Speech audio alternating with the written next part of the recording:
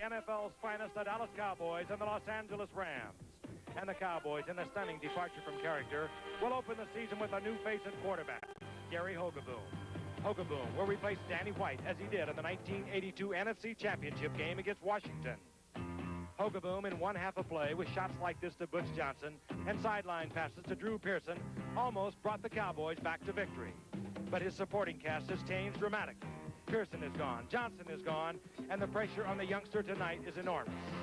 Hogaboom's counterpart for the Rams tonight is Vince Ferragamo, with one of the strongest arms in the game. Ferragamo also has a new cast of receivers. Here he looks for David Hill, who had Pro Bowl years at Detroit. Hill will open for an injured Mike Barber at tight end. But still remaining with the Cowboys and Rams are two of the game's great running backs. The Cowboys, Tony Dorsett, has in a few short years rewritten the Dallas record book. He's already over 8,000 yards, and a big season would put him over the magical 10,000-yard mark. With twisting, darting runs, and great speed on the outside, Dorsett is a threat to go all the way on any play. So, too, is his counterpart on the Rams, Eric Dickerson, the big second-year back who led the league as a rookie with over 1,800 yards and set an NFL record of 390 attempts. Tonight, the Rams and the Cowboys kick off the 15th season of ABC's NFL Monday Night Football. Anaheim Stadium in Anaheim, California, looking down from the Goodyear Blimp, Columbia. A sellout crowd expected tonight, 69,000 plus for the 1984 season opener between the Dallas Cowboys and the Los Angeles Rams. These two teams have met so many times in meaningful games over the past few years. Hello again, everyone. I'm Frank Gifford, and along with O.J. Simpson and Don Meredith, we're looking forward to what we feel will be a truly fine football game. I think it would be appropriate just to take a moment and mention that Howard Cosell will not be with us on Monday Night Football, my colleague for 14 years, my friend for many, many more years than that. Howard, in his own wisdom, has decided he'd cut back on his travel plans and his broadcast chores to spend more time with his family. But Howard has had a tremendous impact, a profound impact on the world of sports broadcasting and also on professional football. We, in all honesty, are going to miss Howard, and we know he's watching tonight, and we probably know where he's watching. So, Howard, reach over and give him a little pat and sit back and enjoy the game along with Don and O.J. and we hope a lot of other people throughout the entire nation. I mentioned these two teams, the Rams and the Cowboys, have met many times over the past few years. Last year, they met as wild card playoff teams, and the Rams totally dominated the Dallas Cowboys. And the Cowboys have changed dramatically since then, but so too have these Los Angeles Rams. Johnny Robinson, in his second year now, has not only got Eric Dickerson, he's got some speed on the outside. He feels he can go deep, and that would make a tremendous difference for him. They have a good, strong offensive line, one of the finest in the league. Meanwhile, Tom Landry has turned things around down in Dallas. Tom Landry has 12 rookies on this team. 16 out of 52 active players from a year ago are no longer Dallas Cowboys. He is quite serious about things, and he made that perfectly clear earlier in the week when he nominated his new quarterback, Gary Hogaboom, to take over from Danny White. And who knows better about quarterback changes in Dallas than the dandy one himself, Don Meredith, who was involved in one many years ago himself. And Don, do you think it was difficult for Tom to make this change? He likes to keep things stable. Yeah, he does. It seems to me, Tom, the most difficult thing that Tom had to do was learn to pronounce his new quarterback's name with Hogaboom.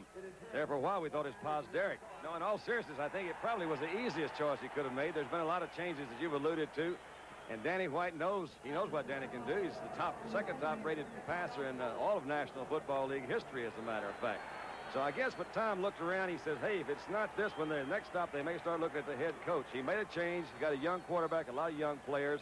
And I think it's probably a good change. But there's going to be two great running backs, O.J. We've got Tony Dorsett from the Cowboys and Eric Dickerson at the Rams. There's not too many of them better than those two. I tell you, Don, I'm really excited about this because I think they are two of the greatest breakaway runners who ever played this game. Dorsett, you remember his 99-yard touchdown run, a record that could never be broken. And Dickerson, I bet you over the next 5 years, there'll be no back that has more long runs than Eric Dickerson. Now, the Cowboys love to play run defense on first down. They consistently over the last 10 years been the best defense against the run. And I think what the Rams are going to have to do is throw the ball, throw it on first down, loosen up that defense, give Dickerson some room. And if they're successful in doing that, we may have a foot race here tonight, Frank. All right. We look down on the field from high atop Anaheim Stadium. The Dallas Cowboys are set to kick off. There was action this afternoon on Labor Day up in Seattle because of a baseball conflict.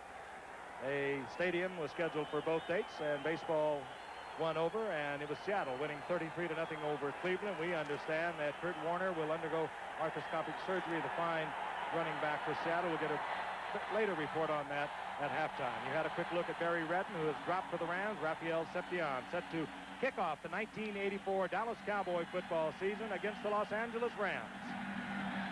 Set to go. The last time the two teams met, it was 24-17.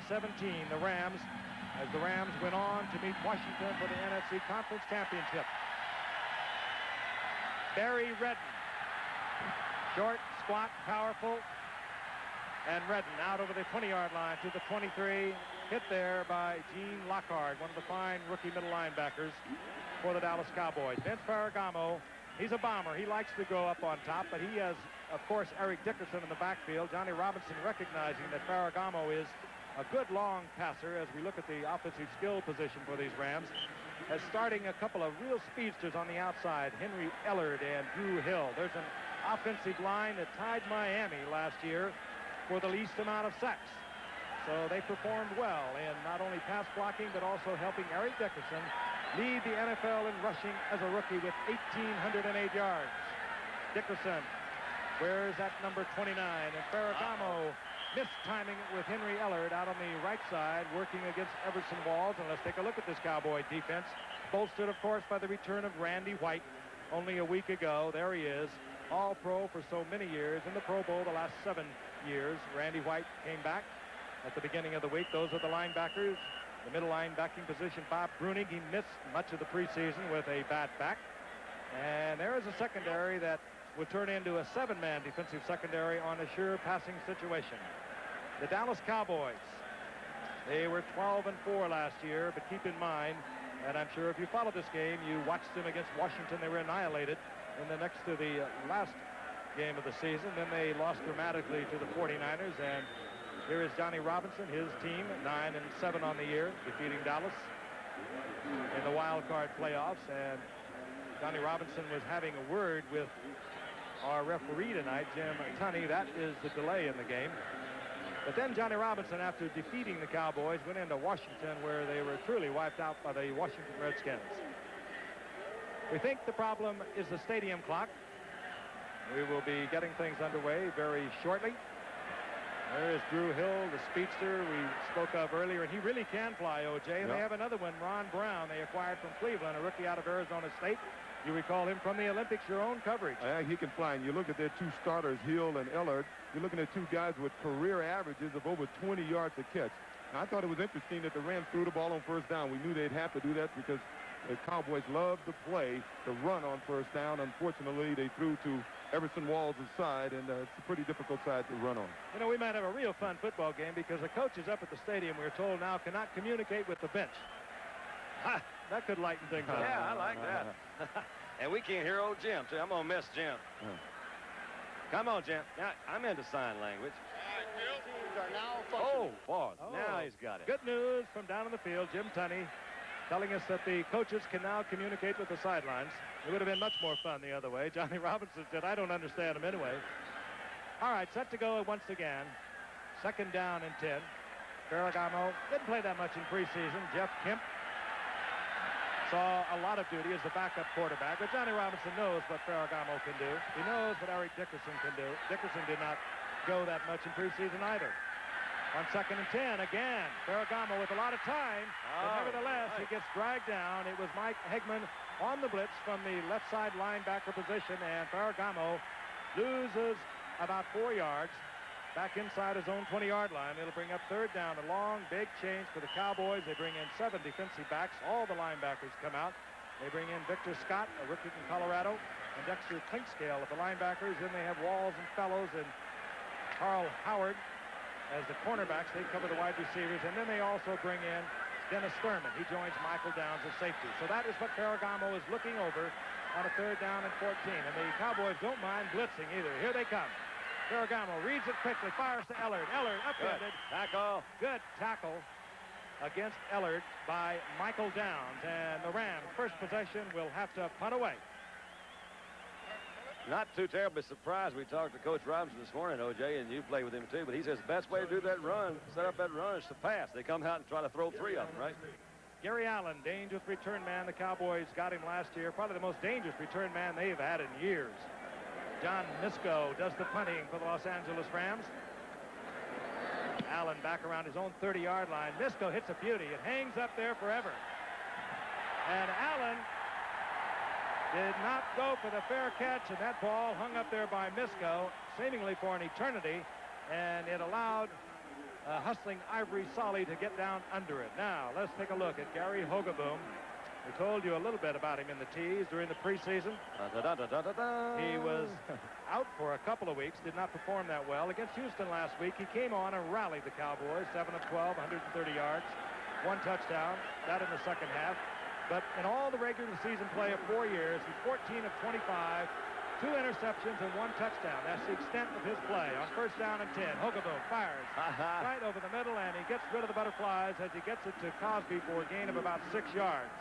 Defensively for the Rams, they don't have much of a pass rush, and what they do have comes from Jack Youngblood, who's getting up there in age, but nevertheless is a fine physical specimen still. Linebackers, they're good against the run. The corners are fairly strong, and Gary Green on the left corner is a superb athlete acquired offseason from Kansas City. He was somebody that Robinson knew he had to have. He gave a first-round pick and a fifth-round pick to get Gary Green. It's second down and 5. The ball at the 30-yard line for the Cowboys. That's Newsom in motion. This is Dorsett. And Dorsett at the line of scrimmage, taken out of bounds. Gary Green up from the left corner there defensively, getting help from the inside. Now tell me, Don, now Dallas, I know they like to shift a lot. They shift 3 guys. They moved about 4 different times, and not one Ram moved.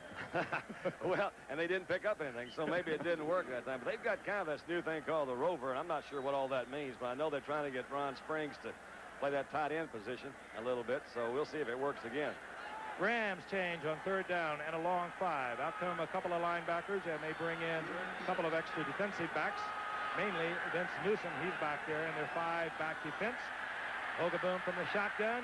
He's got a strong arm. He sure does. And he almost threw that one out of the stadium. Not a bad choice, however. Both receivers, principally Doug Cosby, well covered by the Rams defense. Cosby looking back, saying, come on over here, Gary. Let's have a little word or two. It'd be much better the next time they get the ball, Frank. I don't care who you are. You know, the kid comes out, and he knows what's been going on down there in Dallas, and it's going to be hard. That ball, it was going up when it went over the sideline.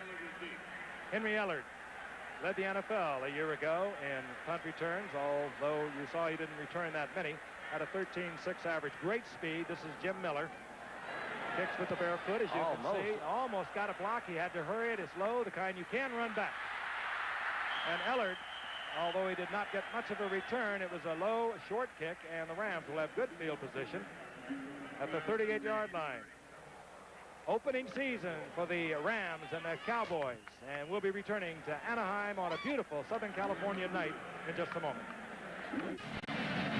In preseason play, the Dallas Cowboys were 3-1. They defeated Houston last week in a bit of a struggle. The Rams were 2-2. Johnny Robinson apparently not taking it all that serious, as he was looking at a lot of people and splitting the time between quarterbacks Vince Ferragamo and Jeff Kemp. Jeff Kemp coming on to earn that solid backup quarterback role.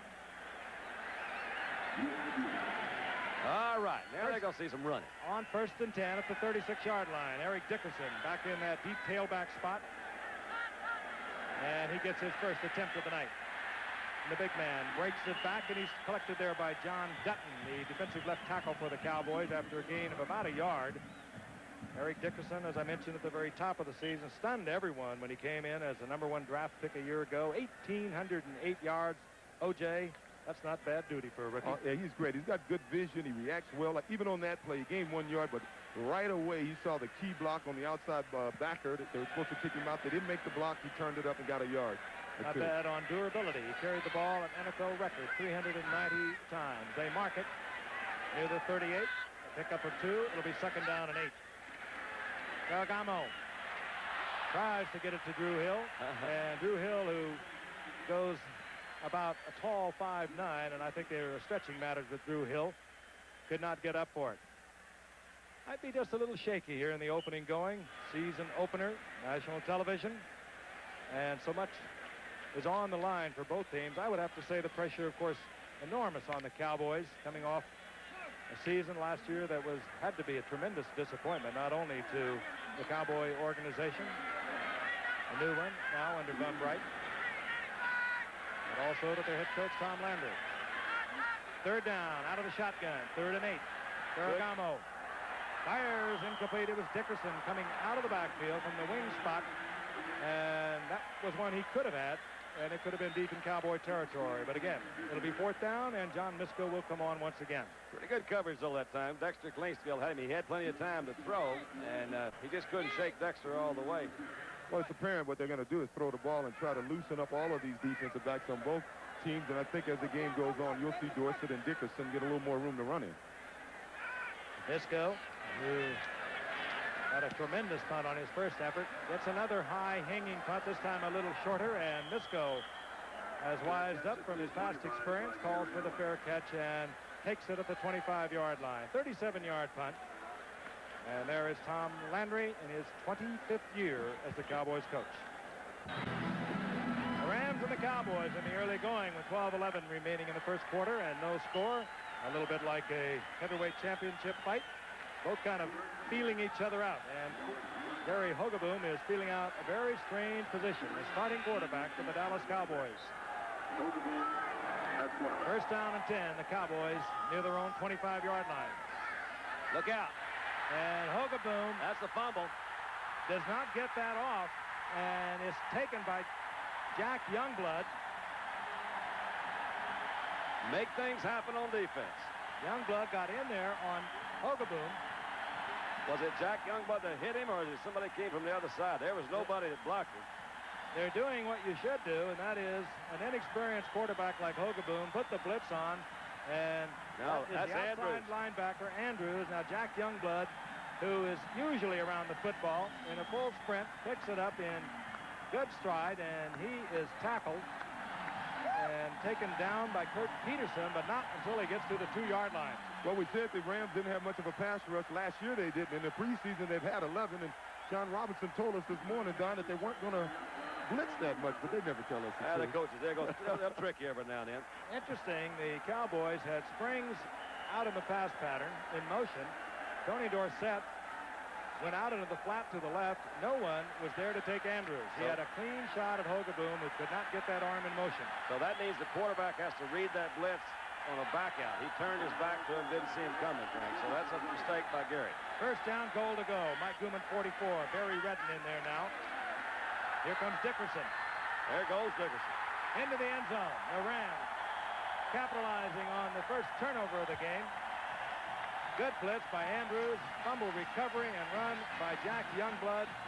One play from scrimmage, and Dickerson gets into the end zone. Let's take a look at him. He's running behind one of the bigger, stronger offensive lines in football. Is very rarely are there any penetration. That penetration came from the outside, and Dickerson with the quick feet and the, well, they call it a smell for the end zone, a nose for the end zone, and just dived right in there.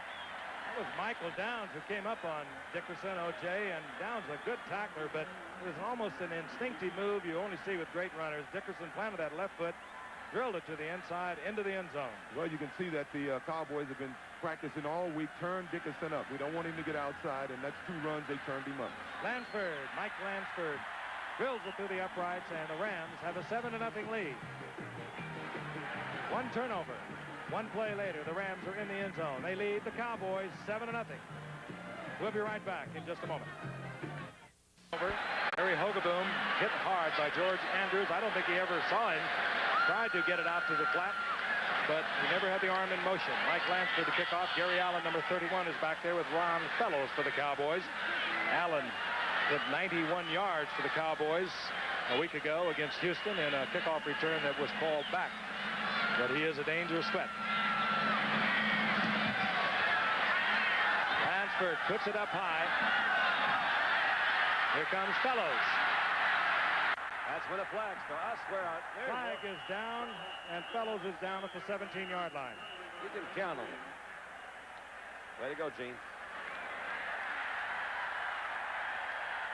Harry Dickerson set all those records down at your school, Don, and got himself in the record book a couple of times last year. Remind you, Thursday night we'll be back at the Meadowlands for the Steelers against the Jets. And then a week from tonight up in San Francisco, the Redskins against the San Francisco 49ers in a rematch of the NFC Championship game of a year ago, in which 49ers, quite frankly, could have won at the very end of that game. Two good ones coming your way in just a matter of 7 days. Following the assessment, the Cowboys have the ball near their own 7-yard line. Gary Hogaboom on the spot. That springs in motion. This is Dorsett. Look out. That was close. Dorsett almost popped that one for much more. He gets 8. He really did. Close to the 15-yard line. Upset there by Eric Harris. Gain of 8 yards. Second and 2. Look at the hole coming up the middle. This is a little quick fake to the outside. Good move on the inside there. Good block on Carl Eckert, 55. And Carl came back just at the last minute. Number 55 and tripped Tony up. There was a hole there, wasn't it? 2 years ago, we saw the same play against the Vikings, and he went 99 yards for a touchdown. The quick toss to Dorsett. And Dorsett up close to first down yardage. He may be short. Good hustling pursuit defense on the part of the Rams. Mel Owens sliding out there. Jack Youngblood trailing it out. And Jim Collins coming from across the field. You have to give Tony Hill a lot of credit there. They normally don't ask those wide receivers to come out and crack back, and he came and put a real nice crackback block on Mel Owens. Enabled him to get outside. Now, they ask him to do that a lot, but they just don't do that. I don't know if I would have Tony Hill do it, because if this team lose Tony Hill, they're going to be in a lot of trouble. That's a good point, because Drew Pearson is gone, and, of course, Butch Johnson is gone. And, they got a first down. Tony squeezes it out. Doug Donnelly's the guy that's they're counting on, O.J. He's got the speed, the white lightning on the outside, so if they can have some production out of him, that's going to really help a lot. Yeah, but he's been a little injury prone. He really has. I don't think he's caught a pass the whole preseason. The first down is at the 17-yard line. Sun just starting to set out here in the west. Very warm evening, but the humidity not too high. The temperature between 80 and 85 degrees. Doug Donnelly, 83, top of your screen. There's Hogaboom. We'll try again. Has the time, checks off to Dorsett, and Dorsett down the sideline, taken out of bounds at the 19-yard line, 3 yards short of the first down, hit there by Mel Owens. That was a nice job, in my opinion, of Hogaboom coming off to the third receiver. He was trying to get Springs coming back in a little delay, drag-in pattern. It was defensed pretty well, had a good drop. It looked to me by Mel Owens, the linebacker, so he just laid off to Tony Dorsett. You don't want to try to force that ball in there, although that's one of the reasons I'm told that Gary's playing, that he can drill it between the linebackers. Third down, long 3 for the Cowboys. Second down, rather. Tony Hill now split to the left, Donnelly to the right, and Dorsett. He's hard to bring down. He finds the first down marker and steps out of bounds beyond it for another Cowboy first down. Mel Owens again defensively there for the Rams. It's a good example of Tony's balance. He gets hit cleanly on the shoulder pads by 2 backs, but he gets his body at the right body lean, and he delivers the blow. A good back will always deliver the blow. Watch this. Bam, he delivered the blow. He bounced off the guy, always keeps his feet moving, and George Allen says it's best, I guess, when they said about Tony's size, they said it doesn't really matter how big or little you are if you can't catch you know. And, and Tony, if he can get some room, he'd be hard to catch. 28-yard line. First down, Cowboys are down 7-0. 10:29 remaining in the first quarter. Season opener for the Rams and the Cowboys. Hogaboom, play action to Dorsett. Man wide open. That's Cosby. All right. And Hogaboom found him quickly, fired it on a string, and Cosby gets into Ram territory near the 44-yard line before he's upset by Nolan Cromwell. Expecting really big things with Cosby. He's the guy that kind of quietly moved in and is doing a terrific job, and they expect him to go a lot. Look, well, that was ball. Mel Owens was in there, number 58. That's blitzing the linebacker again. That ball was drilled in good shape. But Cosby's, we're going to hear a lot of him today. Now, you see, he beat Carl Erkin, and Carl Erkin was probably concerned with that play-action fake because Tony almost broke one on him. That's right. Earlier. That was Mel Owens who decked Hogaboom after he completed the pass. He'll learn to back out of there a little more quickly. On 1st and 10, play action again by Hogaboom. Gets the screen out to Dorsett. He has men in front of him. Slide. And a good defensive play by George Andrews. It was. That, to me, O.J., was a slight hesitation on Tony's part that maybe he didn't need that time. Yeah, well, you know what? He was looking for the guard to kick out the outside guy. When the guard went to hooking, it threw him off a little bit. I think he wanted to turn up immediately, and the guard saw the hooking. Well, I'll always blame it on the other guy. Okay. You know what I mean? Those running backs said, I thought you were going to block him this way instead of that way.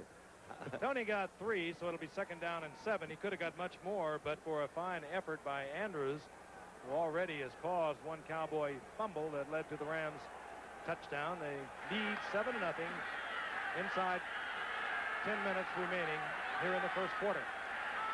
2nd down and 6. Uh-oh. And he almost started at quarterback, as a matter of fact. The guy that just jumped off sides, the first announcement was his Paz Derek.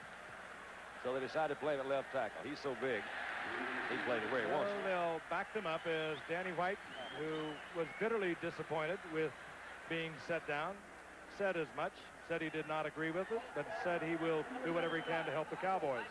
So I shot a Jim Schaffner there also, Frank, and this is something they're trying this year. They've tried it before and haven't stuck with it, but they're signaling the plays in rather than alternating. But they're still sending them in. That's Jim Schaffner right there. 2nd down now at about 12. The ball at the 46-yard line of the Rams. Dorsett.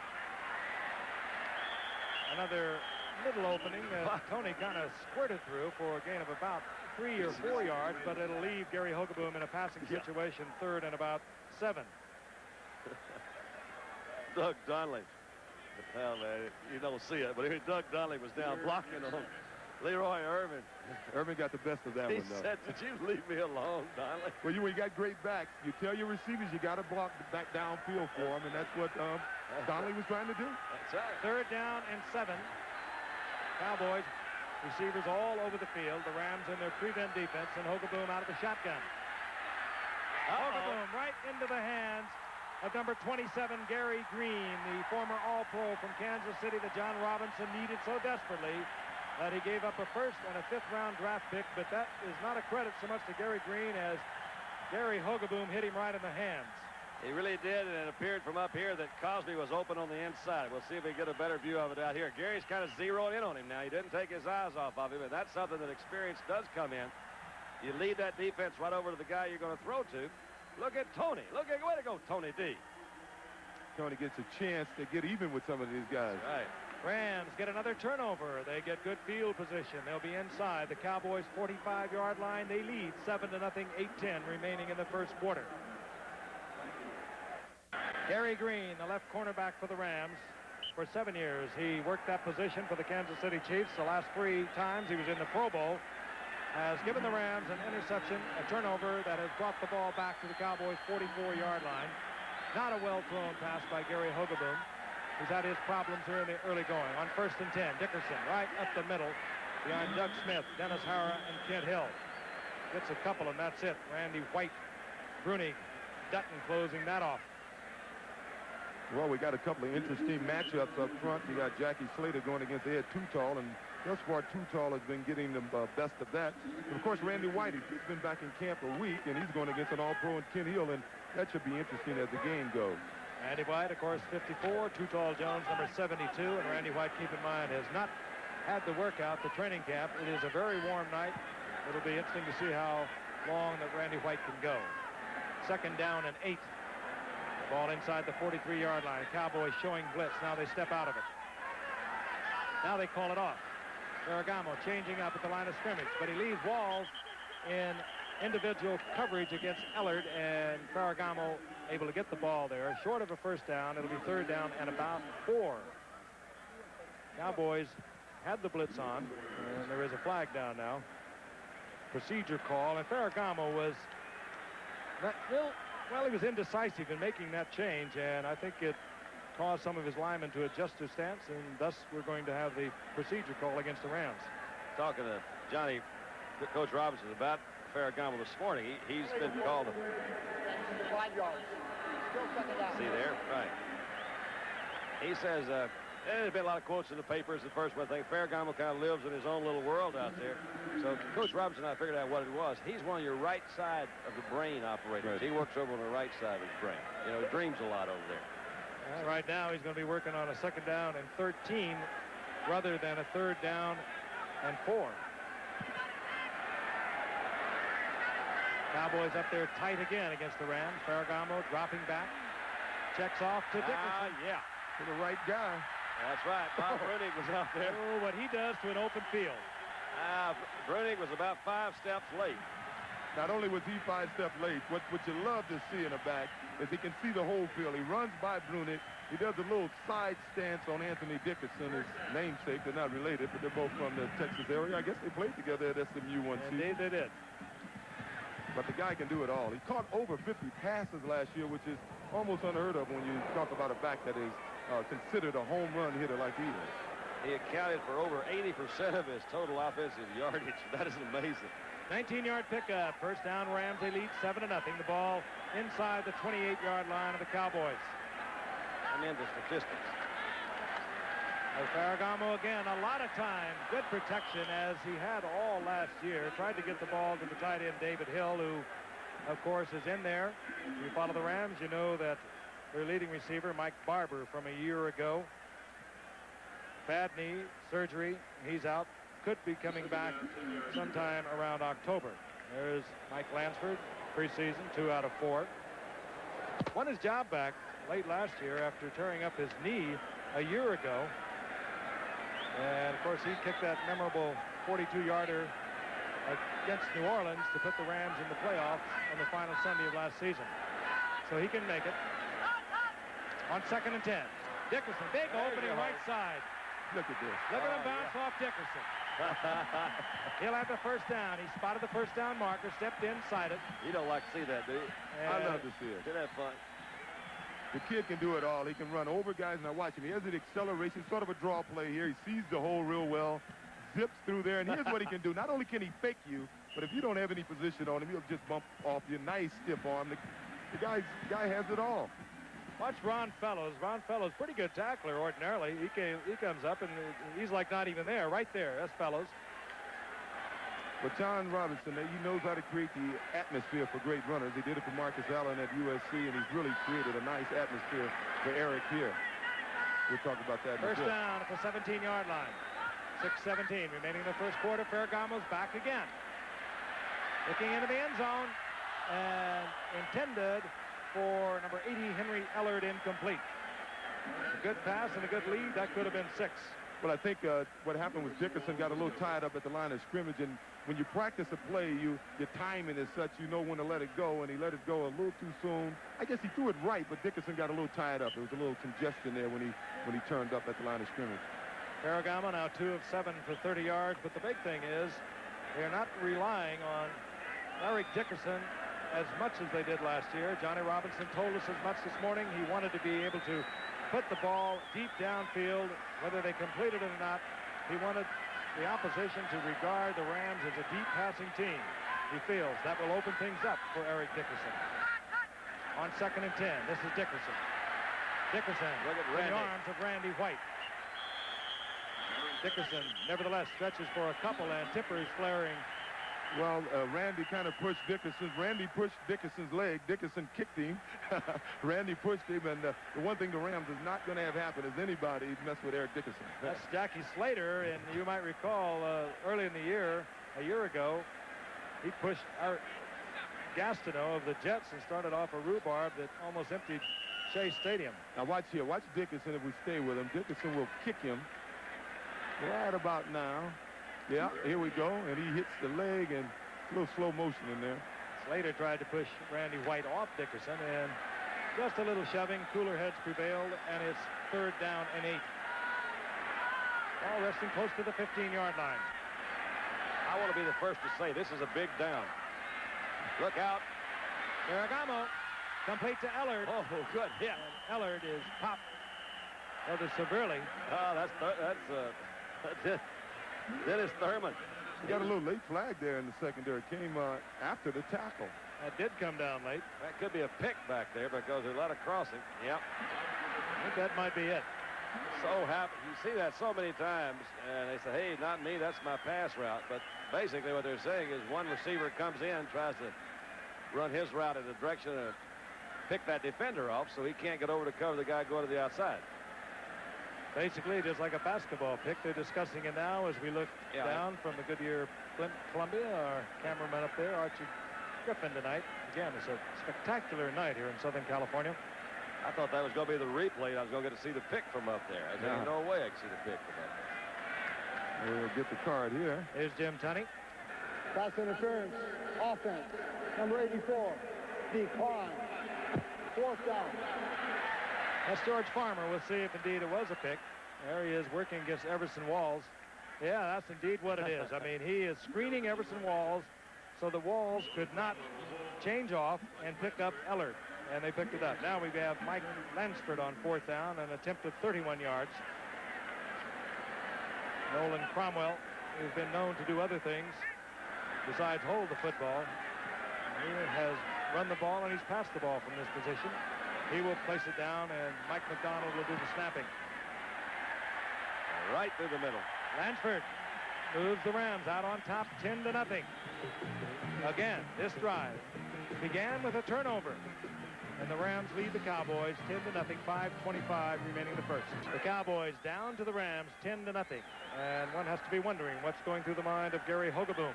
He turned it over in a fumble. He's turned it over in an interception. The Rams picked up 10 points out of it. And now his job to bring the Cowboys back. Mike Lansford to kick off. Gary Allen is deep, along with Ron Fellows. The Cowboys would like to see Gary Allen handling the football. So the Rams kick it to Ron Fellows. Almost. Yeah, he's still going. Good move. Fellows had an opening. If he could have got through it, he would have been long gone. He was taken to the outside, however, but still gets to the 25-yard line. And Don, you took over from Eddie LeBaron some years back. I did. The only thing I can say that the Cowboys have become a little bit more structured, and by that I mean Gary doesn't have a lot of options in there. Those plays are preset before they get in there, and I know him pretty well, and the kid's really confident. He knows he can throw the ball. So I would guess that what's going through his mind right now, he needs a hit. It's like, I better, not a home run, let me get a single. So it'll all work out for him. I don't think he's going to have any major problems right now. First down and 10, the Cowboys at their own 25-yard line. Inside handoff, Ron Springs gets out of a little bit of trouble, finds a lot more out of the right side, and also a flag. Springs to the line of scrimmage, taken there by Carl Eckern. Well, this Ram team is a tough team to run against. They were 6th in the NFL in defense against the run last year. They had to shore up that pass defense, and getting Gary Green to certainly help that. It enables those linebackers to even play more aggressive on the run when you got a cornerback that can take one of your receivers out of the game. I don't know how Kansas City could lose a guy like that as we look at the coach. For a 1st and 5th. The options being discussed with the Cowboys, and they will take the mark off, and Jim Tunney will tell us about it. Illegal block in the back, 10 yards, till 1st down. Frank, this is what I think bothers Hogaboom more than anything, because this is not what you expect. You don't go out there with a 1st and 20 on your mind. And what he went out there to do was run their game plan. So the problem is he's now got to have some kind of support from everybody else around him. Tell me which quarterback this would not bother. Well, that's true, but you're talking about him out there for his first night. Maybe a little bit more for him because he hasn't been in that situation that many times. First down and 20. The ball inside the 15-yard line following the assessment. Donnelly split to the right. That's Tony Hill. Top of your screen. That's Ron Springs in motion. Here comes Tony Dorsett, and he's taken down from behind. Good play, Jack Youngblood in his 14th year, and he's still the spirit of that defensive line. They gave Jack a little bit more leeway than some of the other defensive linemen because of his experience. So he can kind of adjust his own charge or move on occasions. He doesn't line up exactly the same place all the time. That time he made a good move, guessed right, went inside and came back. Cowboys on the move, but they are not moving in the right direction. I think they have one major problem that they're doing. They're trying to do too much finesse stuff, reverses and pulling. They're going to have to put the helmets, tighten them up, and just go at the Rams here for a few plays. Maybe not right now. Second down and 28. The Cowboys at their own 7-yard line. If they don't do that well. Hogaboom from the end zone. It's a middle screen, Dorsett. Safe. And he runs into a bunch of Rams led by Eckern and Collins, the 2 inside linebackers. He gets about 6 yards when he needed a bundle. Gain of 6 yards. When you're throwing the ball downfield and you're completing those intermediate passes and you're running for 6, 7, 8 yards, then you really have a lot of success with those reverses and all those cute plays. And Dallas, I don't think, has established any of those other plays yet to be trying to run so much cute stuff, especially against a good disciplined team like this. Rams move into a 4-man front as opposed to their 3-4 defense. Doug Reed, the rookie from San Diego State, at defensive end in there now. Vince Newsom comes in to be the 5th back. 3rd down, 21. Hogaboom back again. Another screen. And it's Dorsett once again. Dorsett gets back to the original line of scrimmage, gives up the football. The Rams are saying they have it, and they do. Another turnover. It was Nolan Cromwell who put the hit on Dorsett.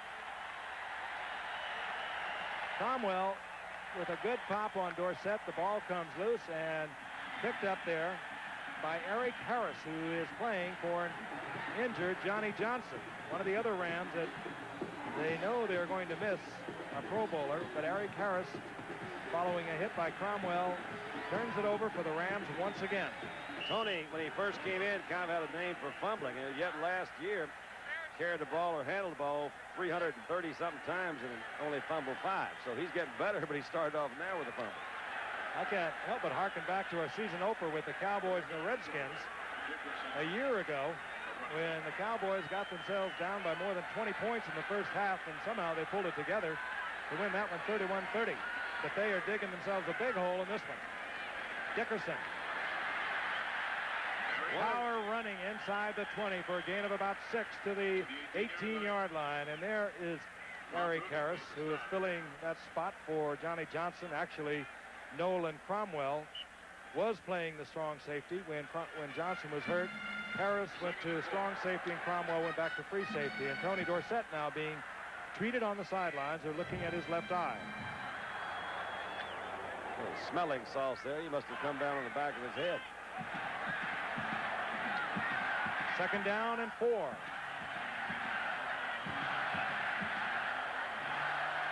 Ferragamo again with a lot of time. Got him. And this time in the end zone, bobbling the ball, however, that was the speedster, Ron Brown, gold medalist in 4x100 in the recently concluded Olympics. I think he was 4th through in the 100, wasn't he, O.J.? Yes, he was 4th in the 100. He's maybe one of the 5-6 fastest humans in the world, and he had his guy beat. It was a zone defense, and he was wide open, and Ferragamo sort of let him a little too much. He almost made a nice catch out of it, though. He's a little concerned about keeping his feet in bounds and stop concentrating on the ball, but I don't think he could have caught it anyway. No, he was from Arizona State. He played a defensive back there for 3 years, only 1 year as a wide receiver. He has great athletic skill, and somewhere down the line, he could turn into one of the great ones.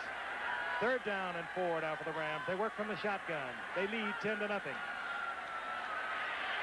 Ferragamo, this one bobble as big Ed Jones, who does that so consistently over the years, stuck the big hand out there, reached over a blocker, batted it away. He did make a good move because Slater was on him pretty well, had him pushing to the outside, and by the last edge just stuck that big paw out and caught Vince's arm. Well, they've had 2 big turnovers down there, and it looks as if they're only going to come away with 6 points on each of the last 2 turnovers, and that, if anything, is a plus for Dallas. Lansford once again. He's hit from 31 yards out. This attempt from 36 yards out. 36-yard field goal. Long count, and offsides would have given the Rams a 1st down. And Lansford is good from 36 yards out. It's been all the Rams here in the opening moments. The Cowboys causing their own headaches. A fumble by Gary Hogaboom in the opening moments, trying to pass the football. An interception by Hogaboom that was picked off by Gary Green. A fumble by Dorsett. And the Rams had piled up 13 points. Johnny Robinson, great years, 7 years at USC. Turned out a national championship, an undefeated team. And this is the young man who is going to try to climb out of the hole that the Cowboys have dug. Don, could they have a problem all week long? We've been hearing about Hogaboom and White. It seems to me that maybe the rest of the guys on the team have forgotten that, hey, they got a tough game. The emphasis wasn't on the Rams as much as it was on the quarterback controversy. Well, they're looking for grabbing for straws down there right now. So that was one of them to jump on for a while. They've all got to play better. They haven't been running the ball well last 3 games of last season. They haven't run that well in preseason. Lansford kicks away. Gary Allen is deep along with Ron Fellows, and we'll watch Ron Fellows once again. Fellows stays on his feet, struggles out over the 15-yard line. Will be 1st down, Dallas. I'll remind you, a big day here on ABC this Saturday. 4:30 Eastern time. It'll be ABC Sports Beat, the Emmy award-winning Sports Beat Show with Howard Cosell, followed by Wide World of Sports at 5 o'clock Eastern. Ray Boom Boom Mancini faces Kenny Bogner in a dramatic return to the ring following the loss of his lightweight title. That'll be live from New Orleans.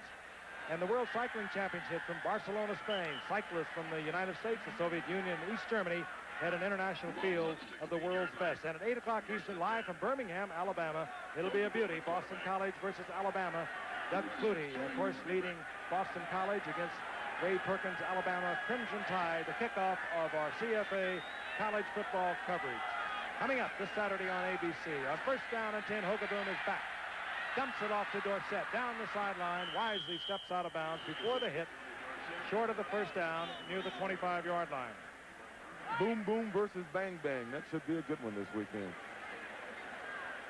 And one of them is going to go thump, thump. I don't think it's going to last that long. You're going to see it live. Boom, boom. Yeah, they're Bang, not going to bang. go 15 rounds, that's for sure. A market inside the 24-yard line, so it'll be second down and about 2. Again, a capacity crowd on hand tonight. The Rams gave them a lot of thrills last year, headed, of course, by Eric Dickerson as they went to the NFC Conference Championship, where they were blown out by the Washington Redskins. Ron Springs into the wingback spot. There's Hogaboom. Looks for a receiver, and he finds Crosby. And did he have possession? There's a scramble for it. I'm telling you, they have done. He did have possession. That ball, he took a step or two. fortunately for the Dallas Cowboys, went out of bounds. And the Rams unable to gain possession of it, but they will lose about 3 yards. From the reverse angle, you get a good look at the hit provided by Eric Harris on Cosby. There comes Harris. He hit the ball with his fist. Out it comes. And if the Rams could have got it, they would have been in great shape once again, and they almost did. Well, the Rams haven't been fooled by anything. They really have this team well scouted. Marm Gu told me today they didn't want him to score early because they felt Landry gets impatient and would start throwing the bomb, and they wanted him to do that. Third down and 6. Springs now to the far outside. Tony Hill's in the slot. They're zoning on both sides. Right there it is. And the ball is complete. Gets it out to Tony Hill. He has the first down. He's out over the 30-yard line. And this is what the Cowboys would like to be doing with consistency. Well, putting Hill and Springs down there in short turn-ins, splitting the zone of the Rams, and giving Gary Hogaboom a chance to calm down. Well, they haven't been trying that. They've been trying a lot of trick stuff, and they haven't been running that many basic plays, have they done? Well, they really haven't, but they're getting something going. We can talk about the offensive line in a moment. On first down, John Springs over the right side. He gains a couple of yards. It'll be second down and 8. Again, it is a beautiful night. We saw so many of them in our recently concluded Olympic coverage. Just flying out here brought back a lot of the thrills and excitement that O.J. and I shared, along with the rest of our ABC staff. And, of course, with the millions here at home and the billions around the world. I was one of those. Springs got a couple. It'll be second down and 8. Dorsett, the single setback. Hogaboom back, trying to get it deep. That's Donnelly. Beautiful. The speedster from Ohio State. They're marking it as a completion at the 25-yard line. The crowd is saying no. He was in the arms of Leroy Irvin, who was right with him, but that was a well-thrown ball to Doug Donnelly, who has a lot of speed. I think that was his first catch, if I'm not mistaken, of the preseason. He's been hurt, as O.J. mentioned earlier in the game. But Leroy's got him right there. O.J., it's a foot race, and Donnelly's fast. It's decent coverage, but as impressive as the throw was, the catch is equally as impressive. Look, that's a beautiful catch over the wrong shoulder. He had it. They say the ground cannot cause a fumble, and that's the case there. That's why it wasn't considered a fumble. Right. Cowboys making their first move of the evening. They're close to the 25-yard line of the Rams. They'll have to hurry to get this off before the quarter expires, and they do not.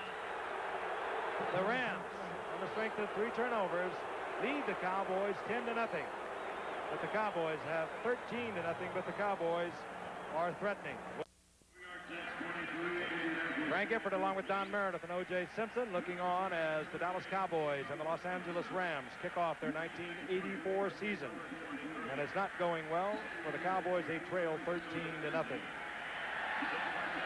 There is score by quarters. They have not been a first quarter scoring team, these Dallas Cowboys. Their opponents, however, have done well. The Cowboys have been, however, explosive in the second, and they have good field position to kick off this second period. They are inside the 26-yard line of the Los Angeles Rams.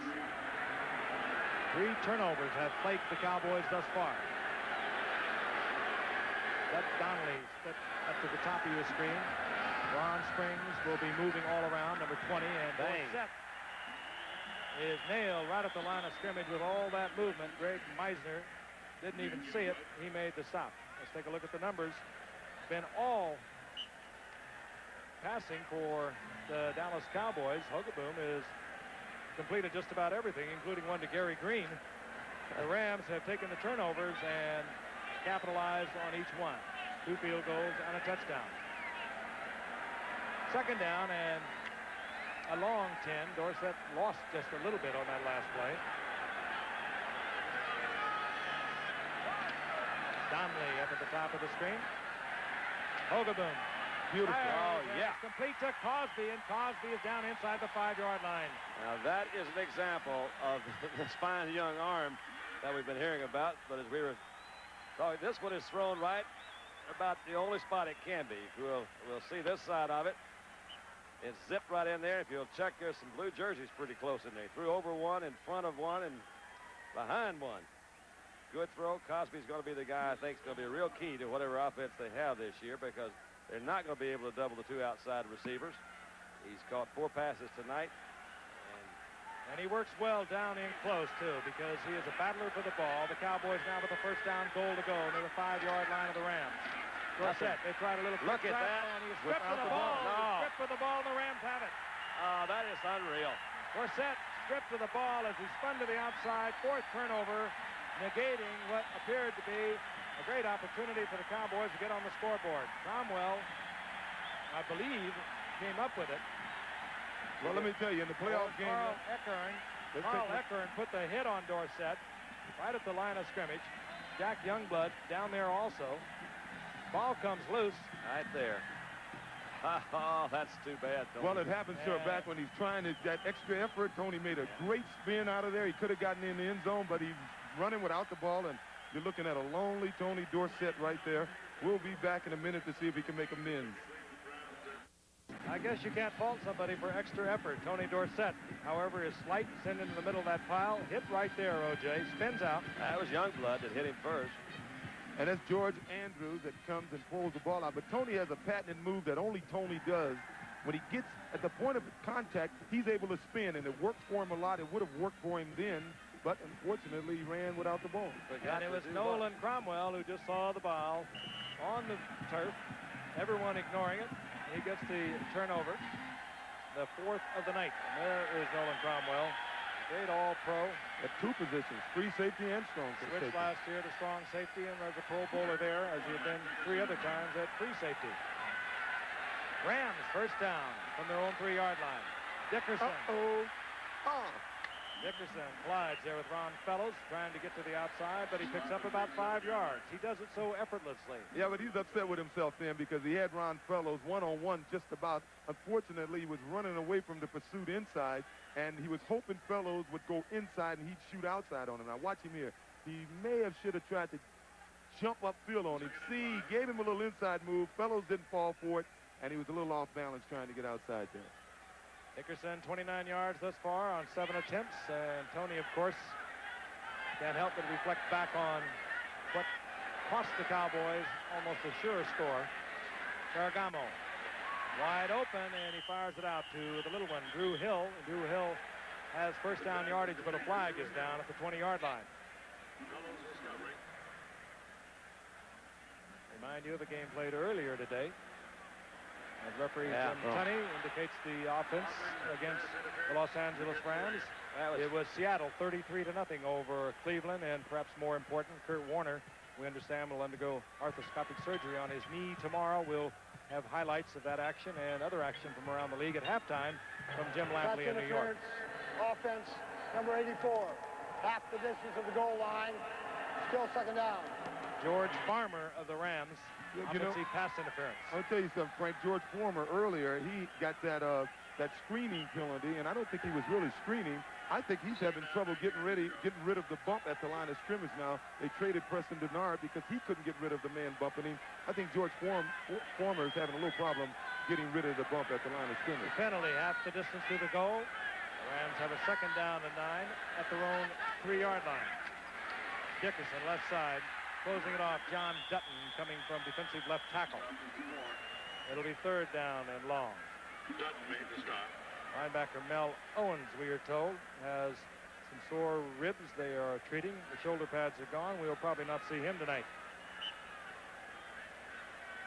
In the wings, Danny White, who in 4 years after replacing Roger Staubach is the second-rated quarterback in the history of the NFL, led the Cowboys to 3 NFC championships. But apparently, Don, they just won't do it down there. Well, they won an awful lot. I mean, you look at Danny's record, it really is terrific. I don't think you'll see him for a long time unless Hogaboom gets hurt. I don't think Tom would start pulling him in and out. And we have timeout. It's called by the Los Angeles Rams. Either they had taken a little too much time or Ferragamo was not happy with the personnel he found in the huddle. In any event, we'll be back. And it all came about following turnovers. Dickerson from 2 yards in. That, of course, is following a Jack Youngblood recovery of a fumble that was set off when George Andrews sacked Gary Hogaboom, and the 2 field goals by Mike Lansford. 12 minutes remaining here in the second quarter. The Rams are faced with a third down and 9. The ball near their own 4-yard line. Ferragamo has talked it over with the staff on the sidelines. He keeps the single setback. Eric Dickerson directly behind him. 2 wide receivers split up to the top of your screen. And Ferragamo will put it in the air. Goes a dart underneath, and the dart is complete. Maybe and first. It goes to Henry Ellard. He's close to a first down. I think he's got it. Ferragamo had deep receivers. He had a little pressure. He threw underneath to Ellard, and Ellard very close. That could be a big break for the Rams.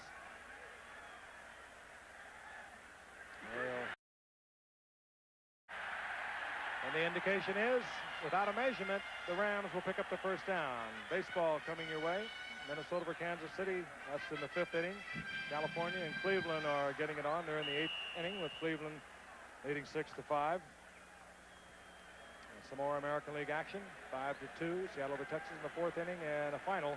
Boston over Milwaukee 8-5. The Angels and the Yankees had their own little get-together out here in Anaheim Stadium last night. Might have read about it. They had a little extracurricular activity. First down and 10. Ferragamo fires out to Farmer, incomplete. It'll be second down and 10. Checking out the National League for you. There it is. How about them Cubs? And New York loses one they can ill afford to lose. San Diego over Los Angeles. They're in the 4th inning. 6th inning play between Houston and Atlanta. And a final, San Francisco over Cincinnati 4-3. It'll be second down and 10 for the Rams. On top, 13-0. The ball inside their own 14-yard line. Vince Ferragamo in his 7th year with the Rams. He's known his own quarterback controversy here. Flag is down. Ferragamo fires one, almost intercepted. It could have been quite easily intended for David Hill, and it was Mike Hagman who was right in front of it, but the flag is down. And as you might suspect, the way things are going, it'll work against the Rams. Ferragamo's 7th year, you mentioned, Frank, but this is only his 2nd time to open a season as a starter. That's true. I might point out that 42 you see in all the Rams helmets. 81 offense lined up in the zone, offside, decline. Was the intended receiver, David Hill, who was offside. But that 42 all the Rams are wearing on their helmets is in memory of Kirk Collins, their cornerback of a year ago, who went in for a minor injury and they detected cancer, and a few months later, a young man at the age of 25 was dead because of cancer. And all of the Ram players in his memory are wearing a 42 on their helmet. Third down and 10. From the shotgun.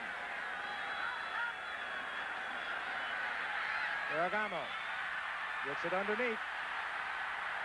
This is Grant. Well, that's going to help that statistic that you saw a minute ago, their inability to convert these third downs. They're doing a pretty good job on it here tonight. Looked like to me that he's going to, let's see if let's watch Ed Jones, 72, come back in here.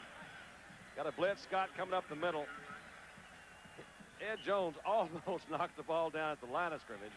Grant made a good recovery to come back into the middle. As Everson trying to get down here, boy. Whoa. But the Rams have converted on two third downs. This action began back at their own 3-yard line. Ferragamo now 5 of 14, 57 yards, but he hasn't hurt the Rams. And that was a key completion he had there to Otis Grant. On first down, Eric Dickerson. Good move. What strength and acceleration. Look at this. So much of it on his own, close to midfield before Dexter Clinkscale holds on and rides him down near the 48-yard line. That was 5 Cowboys getting upfield, 15 yards down the field. So that means somebody either knocked him down or let's Eric take a look at it on this sweep here. One thing every great back must have is the ability to cut back, and he was able to cut back on that one because he saw Bob Unick all the way. He saw no one had picked him up. He was able to cut back on him, the middle backer, and he ran over a few backs, and look at one of the great ones there. And that is the key to the Cowboys defense. You can't have the middle linebacker overrunning that, and Brunig did. Dickerson gets a breather. Barry Redden is in, the third-year man out of Richmond, and a good runner in his own right. This is Redden out in the flat, and he takes his eyes off the ball before he can tuck it away. Well, it'll be second down and 10 for the Rams, who still have the Cowboys shut out. They lead 13-0 in the second quarter with 9:27 remaining in the half. Dickerson comes back into the game. He now has 49 yards on 9 carries and 1 touchdown. And he's doing a good job. This Ram offensive line is doing a good job, unlike the Cowboys offensive line for Dorsett.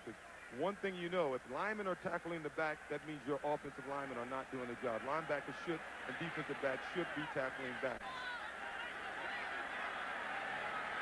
Second down and 10.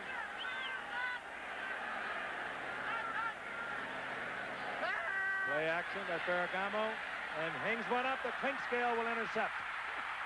Dexter Clinkscale picks it off, and the Cowboys get a turnover. Clinkscale back to the 40-yard line. Henry Ellard was knocked off. He was the intended deep receiver, and Ferragamo tried to lead him. Ellard collided with a Cowboy, and Clinkscale was all there alone. You know, let's take another look. I thought it was just a mix-up with a pattern somewhere, Frank. I didn't see Ellard get knocked off because he sure airs it out. I think Ferragamo was colorblind there because Clinkscale was the only one running upfield, and he probably thought it was his guy. Well, he did run a good route. There's no question about that. And he certainly was open. That's right. Clinkscale gets the turnover for the Cowboys. They'll have the football near their own 40-yard line when we come back to Anaheim. Back in Anaheim, the Cowboys have the football. Good field position following the Dexter Clinkscale interception near their own 40-yard line.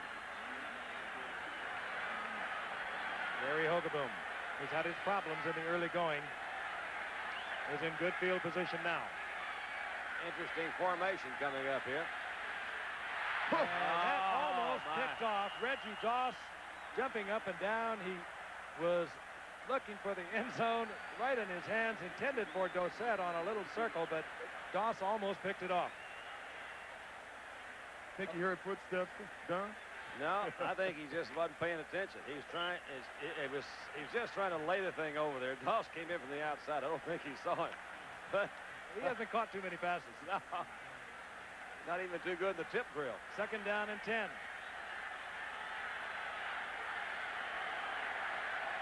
Hogaboom once again. A lot of time. Dorsett. And Dorsett hit at the line of scrimmage. He sprawls forward for a gain of a yard and a half in the arms of Carl Eckern. That was a little panic you see kind of setting in there. And it could have been caused because he's trying to get that ball off very quickly. Nobody was open, and he didn't have a very deep drop. You feel all the linemen around you, and it caused you to get a little bit more nervous. He was trying to get rid of that thing. Couldn't find anybody open. Third down and 8. Take a little bit deeper drop. That's what this formation does. It already gets him back there. That's the main thing about a shotgun. Dorsett has 6 receptions, but only 38 yards. Hogeboom, strong arms it. Fires a shot downfield that's caught there by Doug Donnelly, who is hit immediately by Eric Harris. Good concentration again by Donnelly, and keep in mind, Donnelly's in there, along with Tony Hill, missing from the Cowboys, along with a host of other players, are Drew Pearson and Butch Johnson. As we look at Donnelly, the former record-setting wide receiver for Ohio State, good concentration there. What this will help him do also is set up what he likes to do best, and that's to go deep. If you can get that real fast receiver to come inside and catch a ball or two, that cornerback can't drop off of you so far. I mentioned Johnson being gone, Pearson being gone. Also, the big tight end, Billy Joe Dupree, is retired. A lot of changes in these Cowboys. On 1st and 10. Hogeboom under pressure. Fires to the end zone. Looking there for Tony Hill. Gary Green stride for stride, and Hogeboom would have had to have been absolute perfection as Tony Hill was covered beautifully by Gary Green. Sometimes you can fall in love with your own arm. If you see, here, he was trying to drill that thing in there. Now, if you can do it, it ain't bragging. But another way to get it to that receiver is to lay it out in front of him. And I've said this many times, too. Tony Hill can adjust to a ball as well as anybody I've ever seen downfield. So if he had been able to lead it a little bit more inside, I think Tony could have made that adjustment. We got a 2nd down and 10. The ball at the 41-yard line of the Rams. 7:28 remaining in the half. The Rams on top, 13-0.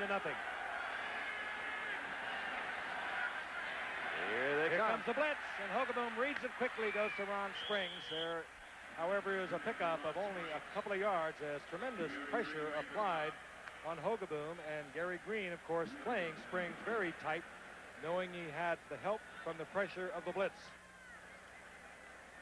Hey, Gary Green is going to make a difference for this Rams team. He already has tonight with the interception that led to a field goal. Great coverage on Tony Hill a few moments ago, one of the most difficult wide receivers in the league to cover, and he was stride for stride with it. 3rd down and 7.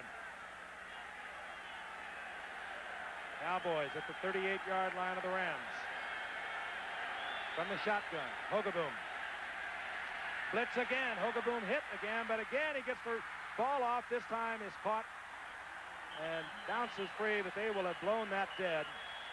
Tony Hill, the receiver, an 18-yard pickup, and again, Hogeboom, a lot of poise on that, Don. That's a good check right there, because he did see the blitz coming, and we were talking about Coach Robinson saying bravery. He kept talking about bravery, but look at, there's nobody blocking George Andrews, the linebacker.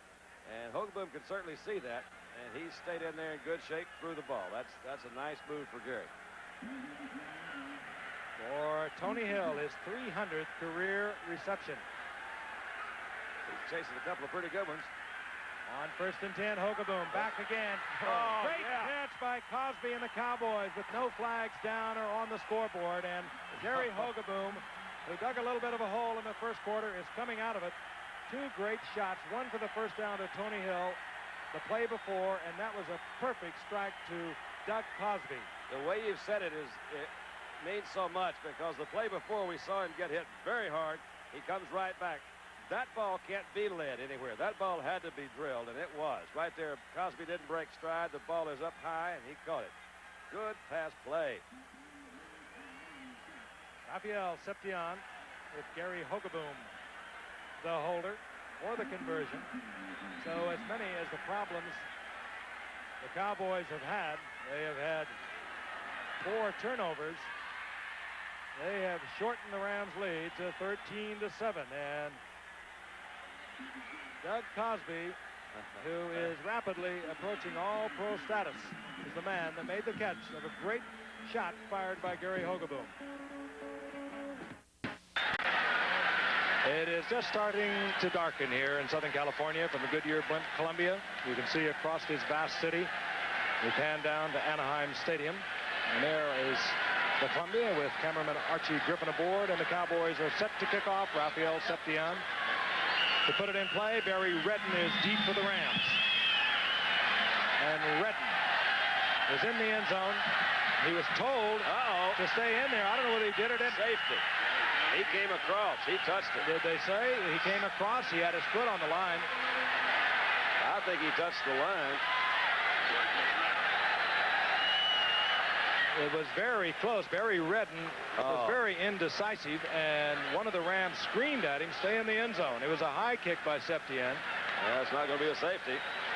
Well, that's Grumman. Mike Grumman's telling him to stay in there. I don't think I agree with that. If a back feels he's got to fill in and he wants to come out of there, hey, your job is to turn around and block somebody and not tell him to stay there. Problem is, if the rest of your blockers have heard somebody yelling at him to stay in the end zone, they're going to be relieved of their duties. Well, why wouldn't that be a safety? If maybe he didn't break the old official right on the goal line. I guess that's it. He was looking right at the foot. The Rams, 1st and 10, the ball at their own 20-yard line. Dickerson, left side. A little bit of an opening that's closed off quickly.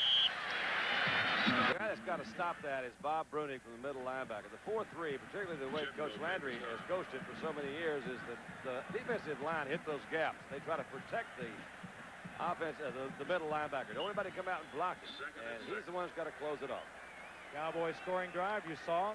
That was followed by a turnover. Clinkscale intercepting Ferragamo.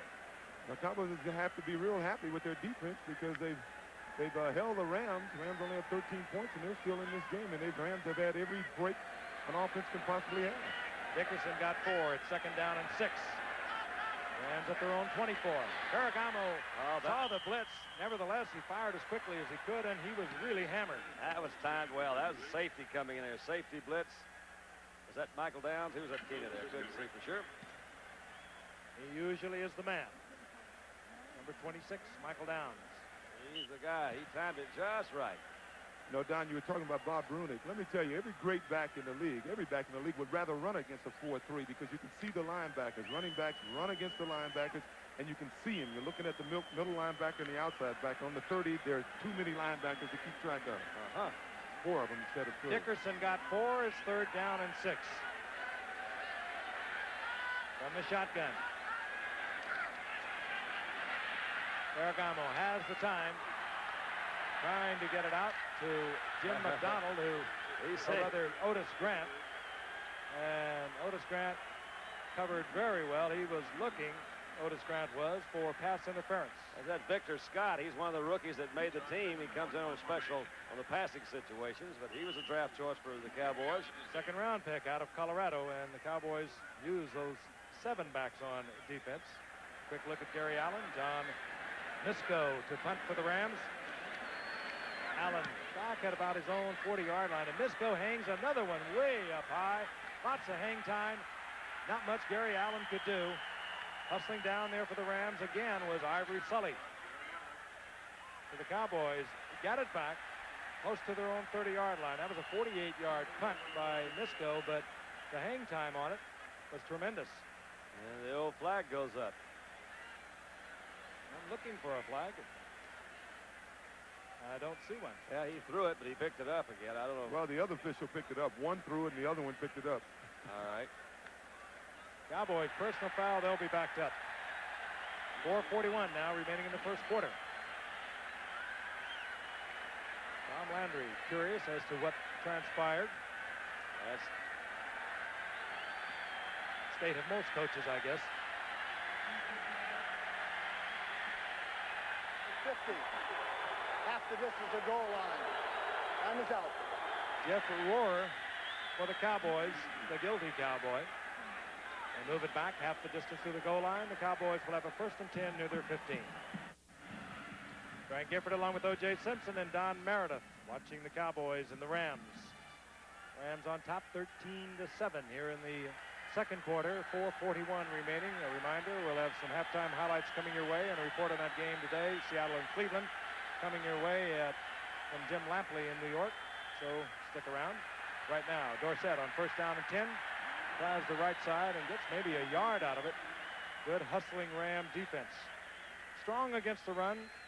Not necessarily so against the pass last year was the Ram defense. They were rated 22nd in the NFL. But tough against the run. They were 6th in the NFL against the rush. Well, they'll improve against the pass with when you get a guy like Gary Green, a guy that can play one-on-one against your best receiver. You can stick him out there, and you can run combinations with the other guys, and that's really going to help that pass defense. And if they can get Johnny Johnson back, who broke his ankle in the early going of the preseason, they will have a solid secondary to go with a good, strong defensive line. Hogaboom, that's a lateral, but he gets it complete to Dorsett.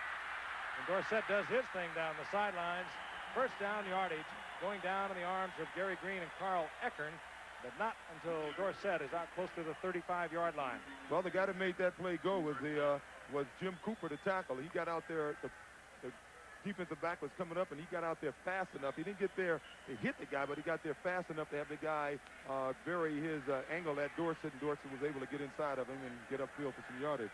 Interesting game. A year ago, we watched the Cowboys in Washington. At halftime, the Cowboys were down 23-3. They came back to win that one 31-30. The 17th victory in 18 years of their season openers. Hogaboom over the middle, Cosby, and Cosby is there for a gain of about 6 out over the 40-yard line in the arms of Carl Eckern of the Rams. The funny thing about Dallas, they're running some pretty basic stuff now. Early in the game, we commented that they were doing a lot of fancy stuff, but maybe they were running all that fancy stuff earlier in the game to get the Rams' attention, to get them to looking for tricks so that they can go back to these basic things, Don. Whatever they're doing, I know they had thought about it, and they do that sometimes. They'll try to throw something basic or try to throw something tricky up early. Timmy Newsome is in there, a good receiver out of the backfield, number 30. He's provided a lot of big plays for Dallas in the late going of games, and at halftime, as we watch Donnelly take the reception, step out of bounds. He should have first down yardage, but more than that, he killed the clock with 2:24 remaining in the half. That ball didn't take long getting there, I can tell you that. Now, he does throw a hummer, doesn't he? Of course, the controversy has raged for over a year now between Danny White and Gary Hogaboom. They even went so far as to take a poll of the players. Players saying they preferred Gary Hogaboom. Well, apparently that happened. They polled the fans. I bet they didn't sign their ballot, though. First down and 10. Cowboys are near their own 44-yard line. Hogaboom back. Fires another shot. Complete to Donnelly once again, right in front of Leroy Irvin, and so many of these passes he's completed now, he's had to get it in there absolutely perfect, or it would not be a completion.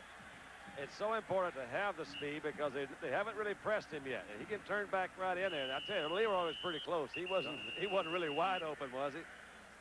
And the 2-minute warning for Doug Donnelly, who did not have a reception in preseason play, injured. Most of it has been a factor for the Rams here in the second quarter.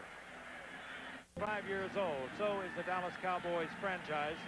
He was born the year it was founded. He is now the starting quarterback under some controversial conditions. Not a bad night if you look at it that way, and take away a interception by Gary Green and a fumble that provided a Ram touchdown. Bad night. That would be a great game. We're not quite at that time. First down and 10, the Cowboys. 2 minutes remaining in the half. They trail 13-7. The Cowboys have 3 timeouts. They're at the Rams' 37-yard line. Yeah. Dorsett. And Dorsett stops the clock at the 31-yard line after a gain of about 7. Well, even though they're throwing quick passes, what's killing the Rams right now is their lack of pass rush. They have to blitz someone on every play, and the blitzer's been getting picked up. And, that plagued them last year, too, O.J. They did not have the pass rush. Their best man is Jack Youngblood. He really is not all that big. He's been around a while. The Rams had 33 sacks a year ago when the league leaders were right up there, 57, 58, 59. You can count on Dorsett to do something before this game's over after those 2 fumbles. Second down and 4. Ball at the 31-yard line. Whoop, the old flea flicker backfires, and down goes Hogaboom. He did something. Jim Collins, who was on the blitz, and what a bad time to have that play called because they were not even looking at Dorsett. They were blitzing Hogaboom on the pass. Dorsett went into the line, turned around, and got the ball back to Hogaboom about the time Collins arrived. I would be the last guy to be able to be qualified to criticize Landry, but why would you run this play, Don? I don't really have any idea. As a matter of fact, they've been running the ball and moving the ball so well down there. And number one, it looked like he turned right. He pitched it to Tony first. So you're pitching to the guy who's fumbled twice. Timeout called by Gary Hogaboom. He'll talk it over with Tom Landry. We'll be back after this message from the National Football League. 1:27 remaining in the half. The Dallas Cowboys picked a very inopportune time to come with a flea flicker because Collins on the blitz. Jim Collins was not paying any attention to Dorsett. He flipped it to Hogaboom, and the loss is all the way back to the Cowboys' own 47-yard line. It's 3rd down and 25. Hogaboom attracts the crowd. He'll find more of them now. Hogaboom uses a lot of time getting back to the Rams' 42-yard line, where he will still be far away from what I would think Septien's range would be. Well, it already got the punter out there. You're right. I was going to say, it didn't look that nifty, even though he was in a running offense at Central Michigan. He ran a lot of option stuff there. Didn't look that nifty on that one. It would be about a 58-yard field goal attempt, so Tom Landry has sent Jim Miller out to try and pin the Rams down deep in their own territory. Leroy Irvin is back there with Henry Ellard. You didn't think he looked good because you've been looking at Dickerson and Dorsett. Now, compared to those guys, he doesn't look good. Looked like a reverse angle Yeah, slow-mo, didn't but he? he picked an inopportune time to run, to showcase his running ability. Why not? Let's kill the time. We'll back it up. Take the time out. I mean, take the penalty for delay a game because the Rams will have the football back, and the Cowboys would like to have them with the football with as little amount of time as necessary. And besides, if they back it up 5 yards, it's not going to affect the punt of Jim Miller by much. Well, In fact, the Rams might even decline the penalty. I don't know if the Rams will have a return on, but they have some excellent men up front at blocking the punt. Yardage refused. Still 4th down. Refused the penalty, but if you look at a guy, not only is Gary Green a great cornerback, he has 9 career kick blocks in his career, and they may be thinking about that right now. Rams declined the penalty, so Jim Miller will be punting away, but the seconds have ticked down to 28 remaining in the half. Miller looks for the left corner, and he did not get much of it. And they'll mark it near the 11-yard line with 22 seconds remaining for the Rams. They have a 13-7 lead. The Rams have 2 timeouts. They should not get very fancy. I remind you, Thursday night we'll be back at the Meadowlands. The Jets, with a win over Indianapolis yesterday, go against the Steelers. And then a week from tonight, that should be a beauty. The Redskins, trying to rebound from a thrashing by Miami, go against the San Francisco 49ers, Joe Montana. And the boys up there with a victory over Detroit. And that, of course, a rematch of the NFC Championship game of a year ago. Well, that was a great game yesterday if you saw it. Well, that San Francisco team, when they have to score, they can move the ball down the field. Got Dwight Clark back. A lot of people felt if he was playing last year, they would have gone to the Super Bowl. Gary Hogaboom, 254 yards, 1 touchdown. Of course, the interception that led to a Rams score, but Cowboys have only had a couple of 400-yard passing games in their 25-year history, and in the booth is the man who provided both of them, Don Meredith. How about that? I was just thinking, I wasn't a quarterback, and I didn't play for Dallas. Had to be me.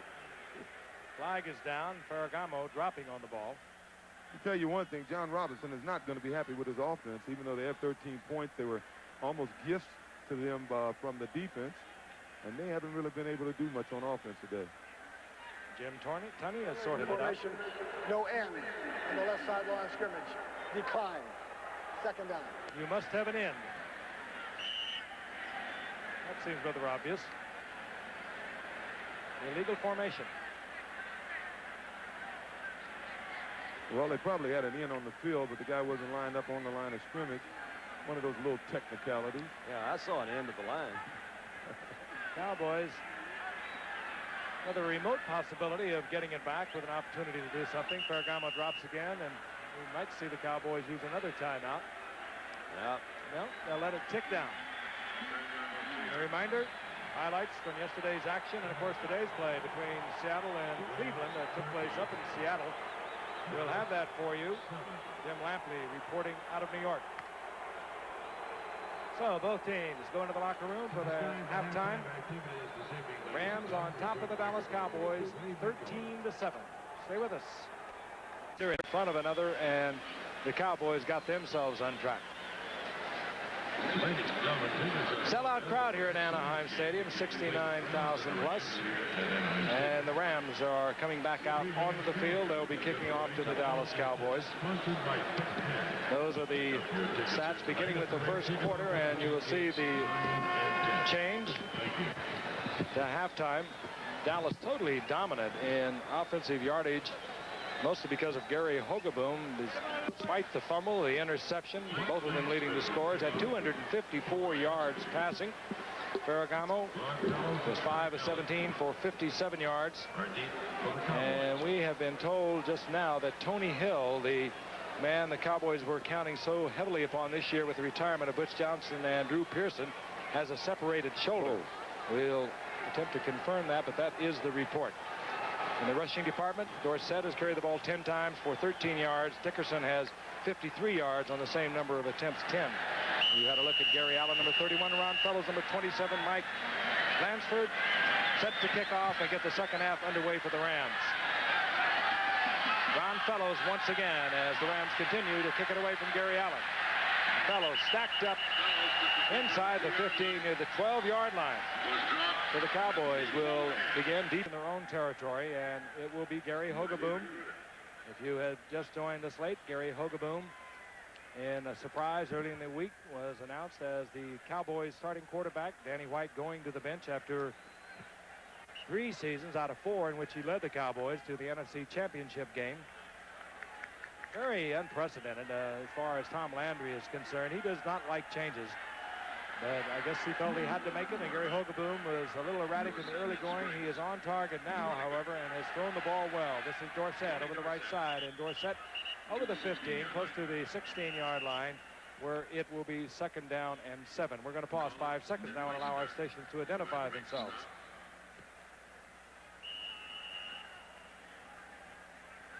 Cowboys have a 2nd down and 7. The ball just outside of their own 15-yard line. Kirk Phillips has come in for an injured Tony Hill. Kirk Phillips, first-year man out of Tulsa, was a free agent on the injured reserve a year ago. Phillips is flanked to the right. There he is, number 81, bottom of your screen. Meanwhile, Doug Donnelly, who had a big first half, up at the top of your screen. 2nd down and 7. Dorsett once again finds a little opening, collides there with Collins, and down he goes, short of the first down, out close to the 19-yard line. And you wondered, Don, you've been in that Cowboy locker room with Landry. I have as a player, but what do you think he might have said? What he usually says is he goes right straight to that blackboard. He doesn't. He's got it's all business. He doesn't go give anybody any pep talks. He'll see something, or he'll get information from some of the coaches from up here that they think they can do differently, or they go back. He used to always go to the defense and try to correct something like that. Very businesslike. The defense, of course, played superb football for Dallas. They were in deep trouble because of the turnovers. Hogeboom had one on target out to Donnelly, but Donnelly could not hold on. Oh, good effort by Donnelly. He's going to have to play some ball for him this year, because I thought the one person that they couldn't afford to lose would have been Tony Hill on offense. I thought he was the one cinch receiver that they had, the 3rd down receiver, and with him out there, they could be in a lot of trouble. There is Henry Ellard. The report, in case you missed it, was that Tony Hill has a separated shoulder. Now, that could be 6 to 8 weeks. That could mean surgery. We will not speculate. We'll try and get a further report. Here's Jim Miller on 4th down for Dallas. Ellard has positioned himself for the Rams at about his own 35-yard line. Miller hangs it up. Ellard is there. Slips by one Cowboy and moves into Cowboy territory at the 46-yard line. So the Rams open the second half. Their first offensive possession in good field position. About at 35 yards, and a flag is down now at the line of scrimmage. And we're going to have an illegal receiver downfield on the part of the Cowboys. In favor of the Rams, I'd decline that one and take possession. Anytime you can get the ball in the opponent's territory, you should take it. You bet. Ineligible man downfield. Number 52, declined. 1st down. So if you weren't with us earlier, this was the action we saw in the first quarter. Dickerson following a turnover in from 2 yards out, and 2 other turnovers resulted in Ram field goal attempts of 31 and 36 yards. Cowboys got their own turnover, an interception by Clinkscale, and they culminated that drive with a 19-yard touchdown pass. Hogaboom to Cosby. Rams leading 13-7. These teams have met so many times in meaningful games over the years. 7 times they've met in the playoffs alone, more than any other 2 teams have. Look at him come. Dickerson inside the 45-yard line, a gain of about 3. It'll be 2nd down and 7. And of course, this man, over 1,800 yards as a rookie after tearing up the Southwest Conference down at SMU.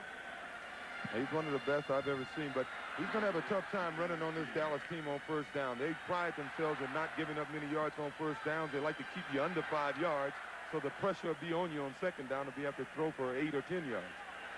Mike Gooman, they call him the U-back, split up to the top of your screen. He's number 44. The single setback is Dickerson.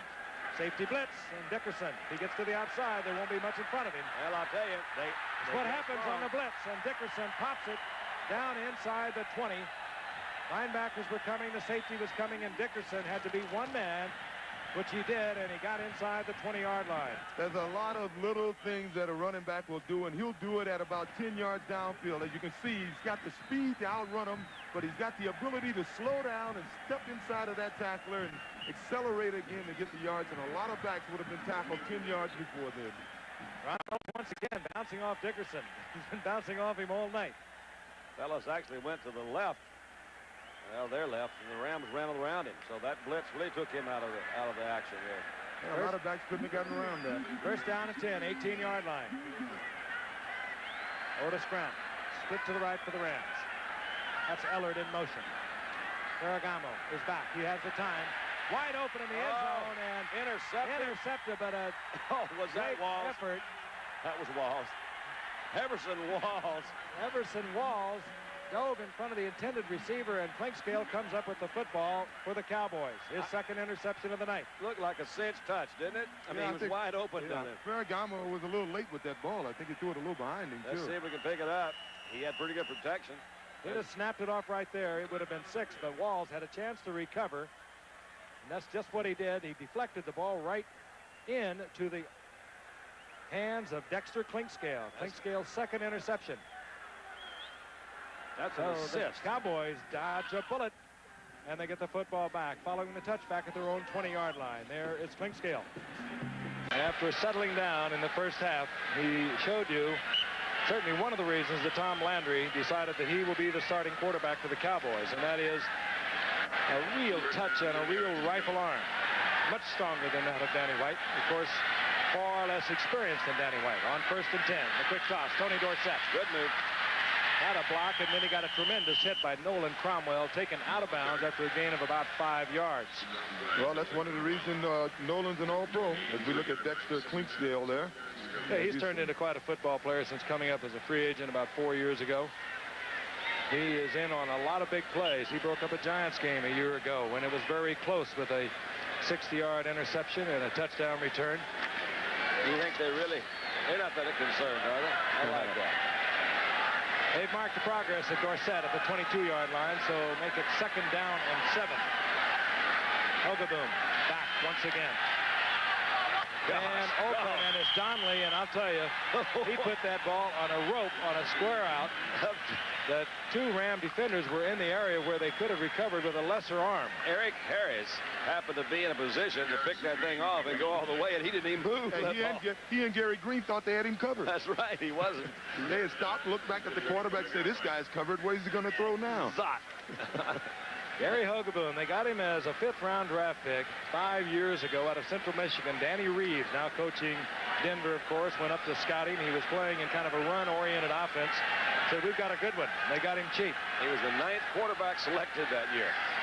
On 1st down, Dorsett, big opening over on the left side, and Dorsett, who can explode with the best of them, picks up a quick 9 yards out to the 44-yard line. You got to like Ron Springs. They lined him up at the U-back, and he came inside and blocked the down lineman. As you see, Tony goes right behind Ron Springs, blocks him big. Meisner, he's blocking a guy who's 280 pounds. He at least got in his way. I wouldn't call it a big block. Well, he got enough to let Tony get by. Dorsett now with 30 yards of the night needs 13 more yards to become the 7th leading rusher of all time in the NFL, replacing Joe Perry. Closing in on your boy here. Yeah, they always do. 2nd down and 1. Springs. He'll have the first down at the 45-yard line. That's where the progress, I'm sure, will be marked. Well, they told Ron they had him block the big nose man. They say, okay, you can carry the ball now. You can get the first down. A little glory for the sacrifice for the play before. Yeah, you hit one. Let's try a shot at Jim Collins. He at linebacker. He won't mess with you too hard. First down, Dallas. Well, we were talking about what Landry said to the team at halftime. I wonder what Robinson said. He had to be very unhappy with the Rams offense. They had every break in the game, and they were 6 points ahead going into the halftime. At the 45-yard line, the Cowboys with the first and 10. 11:05 remaining in the third quarter. Hogaboom play action, hides the ball. Strong arms, another shot. And it's Donnelly once again. And I'll tell you, nice move there. Threw that ball back over his shoulder, rolling out. And that was all arm. Frankie also, he saw the pressure coming from the left. And rather than just freeze there, this is the natural instinct. Much like what they were attributed to Roger Staubach days. He sees somebody coming, he's going to move a little bit. Gets you in trouble if you don't have an arm like that, though. Oh, they got to keep this guy healthy. He must feel a little deja vu thinking of Art Schlichter. That's the way Art used to throw him up in Ohio State, rather. First down, Dallas, inside the 43-yard line of the Rams. Hogaboom gets a screen to Dorsett. Dorsett goes down at the 40-yard line, and Jim Collins reacted very quickly to get back into that play and hold Dorsett to a gain of a couple. It'll be second down and 8. Vince Ferragamo, who led the Rams after his own quarterback controversy back in '79, replaced Pat Hayden, took them to the Super Bowl. They lost big in score to the Pittsburgh Steelers, but they were much closer. 1980, he had a tremendous year with the Rams, went up to Montreal, sort of disappeared, had a terrible season, and of course came back in '82. Second down and 8 for the Cowboys. Hogaboom again with a lot of time, and this time he gets it into Springs, who doesn't hold on. He would have been short of the first down at the 35. It'll be third down now and 8. Collins again there defensively.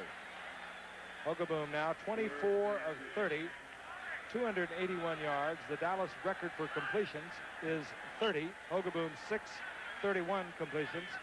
Danny White holds that, and Hogaboom is now 7 away from that. But it doesn't make you feel too good when a guy just replaces you and first time out breaks the record. He hasn't done it yet, but it looks like he's well on his way to do it. And he still is trailing 13-7 here in the third quarter with 9:36 remaining to be played. Hogaboom from the shotgun. Again, Hogaboom showing the composure. He knew he was going to get hit, and he was able to unload to Doug Cosby, but he took a tremendous shot. You know, it sounds so weird, but it really is true. When you get hit like he just got hit there a couple of times, he's earlier in the game too, but that's what he knows he belongs. When you can do that, he gets up. That's what you call getting that first thing out of the way. I don't think he's nearly as nervous now as he was when, of course, he started this ball game. But that stayed in there pretty doggone good. Followed through as much as he could. He knew it was a blitz. He knew that Cosby would have single coverage because you do not get the double coverage with the blitz. He took his time, took the shot, and made the completion for the first down at the 30-yard line. The youngster, the 25-year-old, on the spot tonight, is starting to turn into something quite sensational. This is Newsom, big, powerful runner coming back from the wingback spot. Gets about 4 yards, close to the 25-yard line of the Rams. It'll be second down and 6. Well, when we were watching this game, we get a good idea of what John Robinson was telling us today about their problems. They don't have that mean guy on their defensive line that can get to the quarterback, that Lawrence Taylor or that Howie Long type of guy. You know, John said today, the guy that when he gets off the plane, you got to hide the women and children. They don't have that kind of guy, and they're blitzing, and they're getting burnt by blitzing on virtually every pass play. Second down and 6. Dorsett opening on the right side, and Dorsett struggling for extra yardage down close to the 20. He should be just a little short of the first down. He's in the arms of Mike Wiltshire. Interesting formation they ran that time. Timmy Newsom, as you mentioned, is a big, strong guy. Maybe the strongest non-lineman that Dallas has, and he stayed in that rover position and was a good lead block on that play. Third down, less than a yard. Little trivia for you, Don. I like trivia. 5 players on the Dallas entire team are from Texas universities and colleges. On the Rams, they have 10 from California schools. All right, California. 4 from SC. Give me a break.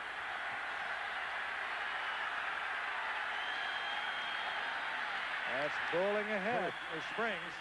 He has the first down yardage.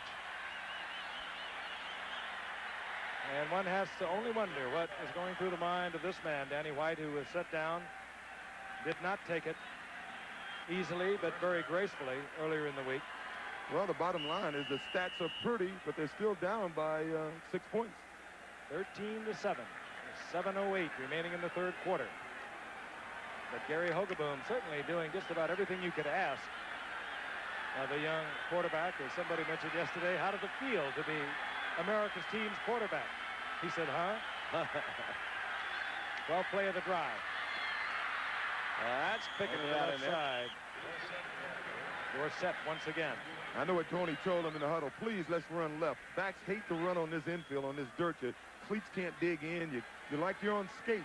And a lot of times you play down here, it's not natural. You find guys make mental mistakes. A guy will jump off sides or something. But I know they like to get off of this infield and maybe run to their left so they can get on the hash marks that's totally on the grass. And I think this is what Tom Landry wanted to see throughout that entire first half. This is a sustained drive with the pass woven into the running game. Hogeboom looks both ways and has it batted down. Reggie Doss, I think. George Andrews providing pressure. That'll bring 3rd down and 6 to the Cowboys. Well, Gary sure looks comfortable. Even on that play, he looked like he was real comfortable back there looking around. He felt real relaxed. He did. Even though the pass was thrown down, he's feeling at home right now. Cowboys are usually pretty good when they get down inside the 20. They're going to put some points up there. One of the best in the league a year ago, getting it in once they get down there. Their problem last year was getting it down there, particularly against Washington and later against San Francisco. And Gary Hogeboom not satisfied with the play that was indicated from the bench. Or perhaps his personnel, he calls timeout. He'll move over and talk it over with this man, Tom Landry. Choose 14 plays, nearly 6.5 minutes. 6 minutes and 9 seconds remaining in the third quarter. The Dallas Cowboys on the move. Doug Donnelly up at the top of your screen. Youngster from Ohio State, replacing Drew Pearson. He's had a tremendous game thus far. And on 3rd and 6, we'll watch Hogeboom from the shotgun. Again, holding it to the last possible moment. One of the Dallas Cowboy receivers knocked off. It was Kirk Phillips, the youngster out of Tulsa. Well, what happened is he was trying to stop on this infield, and once again, when you run on this dirt, it's like being on skates, and the guy literally slipped down. His feet went out from under him, and he couldn't come back to the ball. One of the most accurate kickers in the history of the NFL is Rafael Septian. And he is on and certainly well within his range, but he will be kicking. Well, let's see whether he decides to kick off the natural turf or off the hard pan of the baseball diamond. It'll be a 31-yard attempt.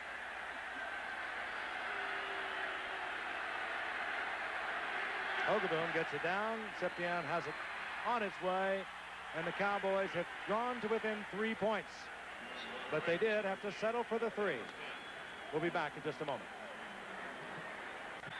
Back in Anaheim, the first sustained drive of the night, the Dallas Cowboys using up almost 7 minutes, moving the length of the field, but having to settle for 3. They have drawn to within 3 points of the Rams, 13-10, and Rafael Septian will kick off. Barry Redden is deep for the Rams.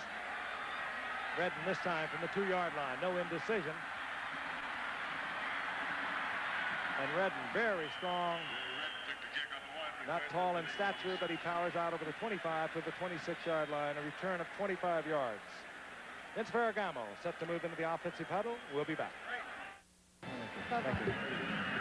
That's Barry Redden being taken off the field. That was a delay in the action on the field. We'll pick up a report.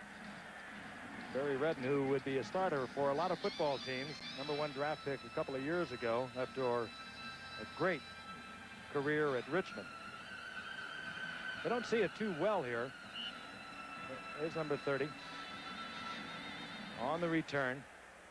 Got hit hard in the back, and then he goes down. And keep in mind that he's going down under a tremendous amount of weight, losing the ball in the process. The Rams, first down and 10, 26-yard line. They're holding on to a 13-10 lead over the Cowboys. 5:51 remaining in the third quarter.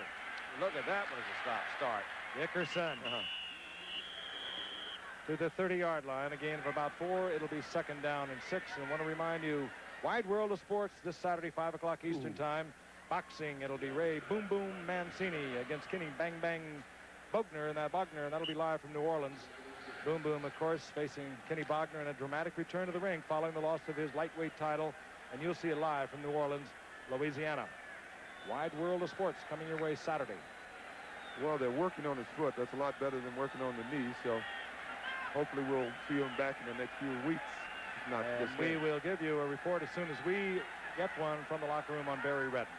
Second down, they've marked it near the 30-yard line, so it's second down and 7. Ferragamo backfires underneath the coverage, gets to the tight end, David Hill, and David Hill held short of the first down at about the 36 by Bob Brunick. You know, and seeing Lyndon Evans in the booth, I had an opportunity to work with him a number of years ago on a horrible film called The Klansman. It was unforgettable, but the late, great Richard Burton was in it, and he made it unforgettable. And I think I saw that film. I had an opportunity. Cosell was up there doing one of his shows, and he and Richard Burton got into a word thing, and it was incredible to listen to. The coach, Cosell, won hands down.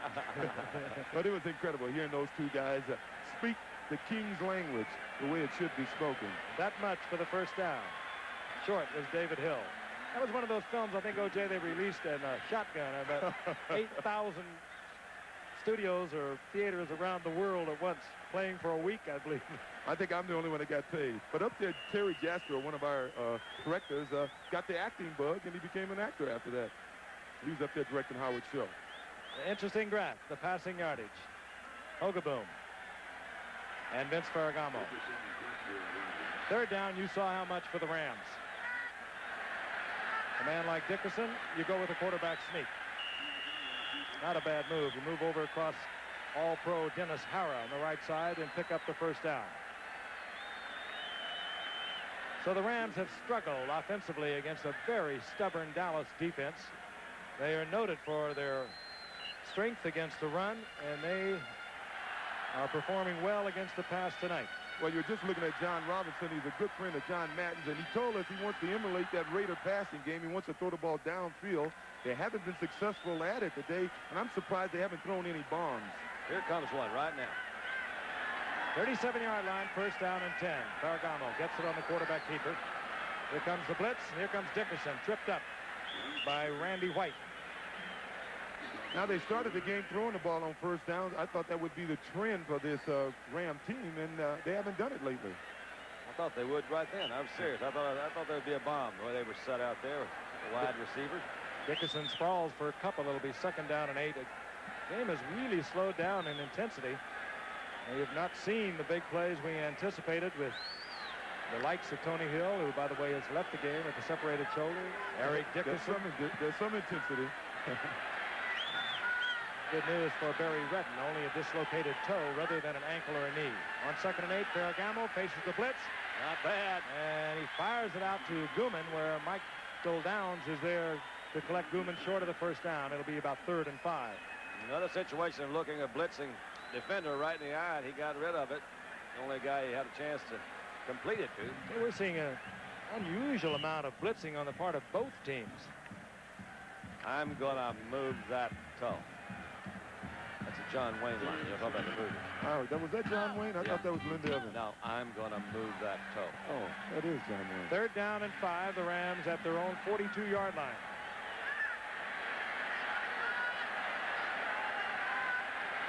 Cowboys not showing blitz, but playing very tight. Ferragamo lays one up, and just off the fingertips of the speedster Ellard, it looked like he had no shot to get it. Well, And meanwhile, a flag has been dropped. Carl Howard was the defender back there, and he had old Carl about a couple of steps that time. That was on 3rd and 5, and the preliminary indication was a penalty against the Rams. Well, you know, Vince Ferragamo is one of the better long ball throwers that we just Holding 82. Decline. 4th down. Otis Grant, the tight end, holding, decline because the Cowboys will get the football back. John Misko is on. Gary Allen has dropped. There he is, positioned at about the 20-yard line of Dallas. Nisco thus far has kept Allen fairly well in check with high booming punts with tremendous hang time. This time a kind of an end-over-end job that Allen nevertheless will not be able to return. Good coverage by the Rams, and they'll kill the ball down close to the 25-yard line. 2:11 remaining in the third quarter. The score remains the Rams 13, Dallas 10. We'll be back in a moment. Meredith did not play. Well, I was tired that day. Well, that had to be Eddie LeBaron, I presume. That was Eddie. The Cowboys' only regular season win over the Rams here in California. They have been in the playoffs against each other 7 times. The last time, of course, last year when the Rams prevailed 24 to 17. The Rams have won 4 of those playoffs. Cowboys have won 3. First down and 10 for the Cowboys with Gary Hogaboom going all the way. Tony Dorsett. That's that Dorsett Slipped away from Eric Harris, and that is that spin from which Tony Dorsett lost the football earlier in the game down about the 2-yard line. But he's the only back in football that can really do that. I mean, he has perfected it to where it is a part of his arsenal of moves, where right at the point of contact, he just spins around. He just spins right out of it. It's almost like one a wrestler's move. What are the hazards, do you think, besides fumbling? I mean, is that from a you don't? Well, you can fumble on it. You can get hit by somebody you don't see either. Also. Single set back again, and now they line up in the eye with Ron Springs, number 20, now adjusting to the wing back on the left. Quick movement on the part of the Rams, and the flags are flying. This is Springs, and down goes Springs. Defensive effort there by Eric Harris, but flags were down. It could be that the Rams are offside. It didn't appear as if the Rams went into that zone, and one of the linemen may have moved on Dallas, but we'll see in a second. There's Jim Tunney. Yeah. Illegal movement against the Rams. No, against Dallas. Or rather, Dallas. I think a Ram really moved first, but he didn't come into that zone. All right, of course, we're kicking off our 15th season tonight, and we'll be kicking off our collegiate schedule for you. And it should be a beauty. Live, 8 o'clock Eastern Time, Saturday, September the 8th from Birmingham, Alabama. And it'll be Boston College against Alabama. The Boston College Eagles, led, of course, by their All-American quarterback, Doug Flutie, who was 3rd in the Heisman balloting a year ago. They'll be down there to take on Ray Perkins and his Crimson Tide. And you'll see it right here live at 8 o'clock Eastern Time, September the 8th. 3rd down and 11. And the Ram fans are giving us the wave around this jam-packed stadium. Hogaboom steps back into the pocket. A beautiful shot. So we're going to have some kind of pass interference, whether it's offense or defense. The flag went down as a Cowboy and a Ram collided. Doug Cosby on the reception. Said so many times, that to me is the most difficult pass to throw. There's such little margin, so little margin of error. Oh, it's against the Ram. Here's Jim Tunney. Holding, defense, decline, advance accepted, first down. So Gary Hogaboom will get the reception to Doug Cosby. Cosby's 8th of the night. That's the best effort of this young man. And he'll have other great nights because he has turned into a remarkable receiver. He has 100 yards. Of course, taking over 2 years ago from Billy Joe Dupree, and he's turned into one of the premier tight ends in the league. First down and 10, 39-yard line. Cowboys moving once again. Hogaboom with a lot of time. Out to Newsom.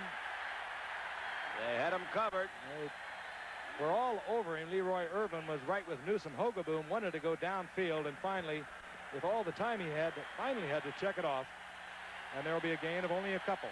I think it's on plays like that the players really love a Hogaboom, because when you're sitting there, you know those defensive backs are zeroing in on you. He throws the ball late like that. It doesn't take the ball long to get there. Don't give me a medicine ball, they keep saying. That thing said it. We're going to have to scramble around and get a nickname for Hogaboom, because even Tom Landry can't get it out. He always calls him Hogan Boom or Hogan Bloom or Miles Derrick or whatever. I like Hogan Bloom. I think that one's good. That's the time remaining here in the third quarter. Hogaboom now 28 of 36, 307 yards, 1 touchdown and the 1 interception. Second down and 7. Again, a lot of time trying to get it deep to Kirk Phillips, the youngster out of Tulsa. He was well covered, but you saw the strength of Hogaboom's arm. He put that in the air for some 50 yards. Just snapped it off. Well, actually, he had beaten his man. He had beaten Sully, but you got an all-pro back there named Nolan Cromwell, and Nolan got over there in time to break the play up.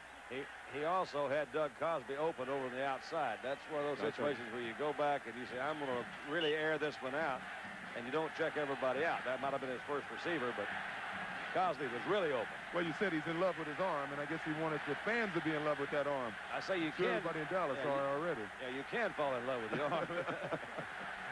If I had his arm, I might be in love with it too. Third down 7, 4-man front for the Rams. They're looking for the pass rush. And they, frankly, are not getting it. That's a flag right there. Kirk Phillips, you'll see the flag there. Yeah, he had him wrapped up. Irvin is complaining bitterly.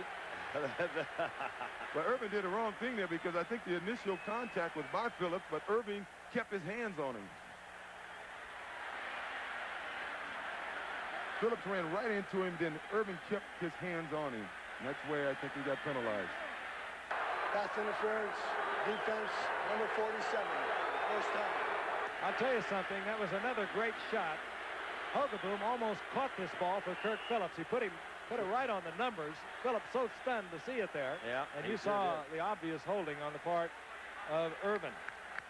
So the Cowboys hurt themselves in the first quarter. They got themselves deep in a hole, and now the Rams are hurting themselves with penalties. First down and 10. Cowboys at the 46-yard line of the Rams, and Tony Dorsett around the left side. Taken out of bounds, but very close to another Cowboy first down. Well, Tony's getting the feeling now because those linebackers aren't coming up. You know, they got to get back there and help these cornerbacks out, and Tony is bouncing outside and doing the things that he has to do. Look at this.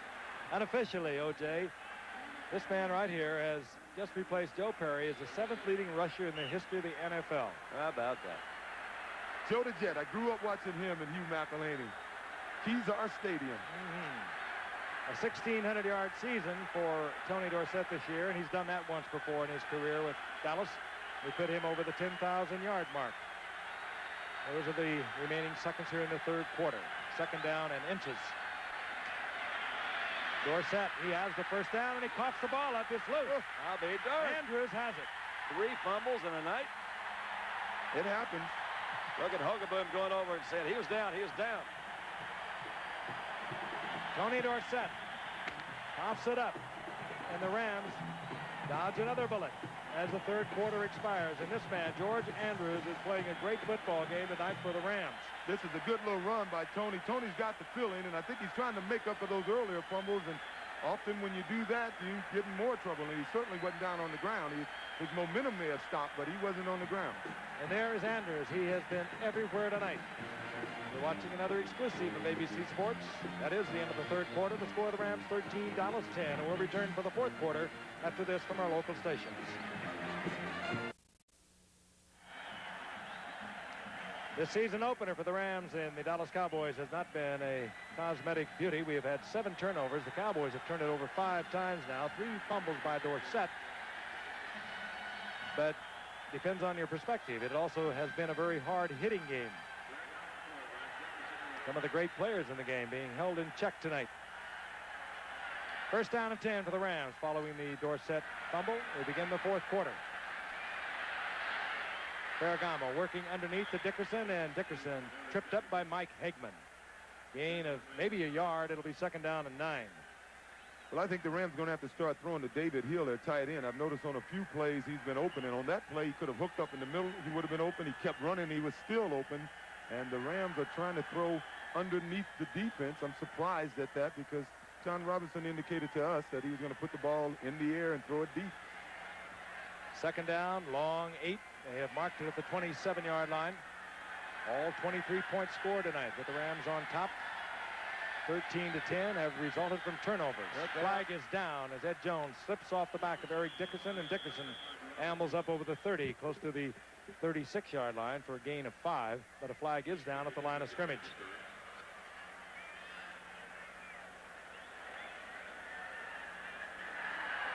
And the Rams will be backed up once again.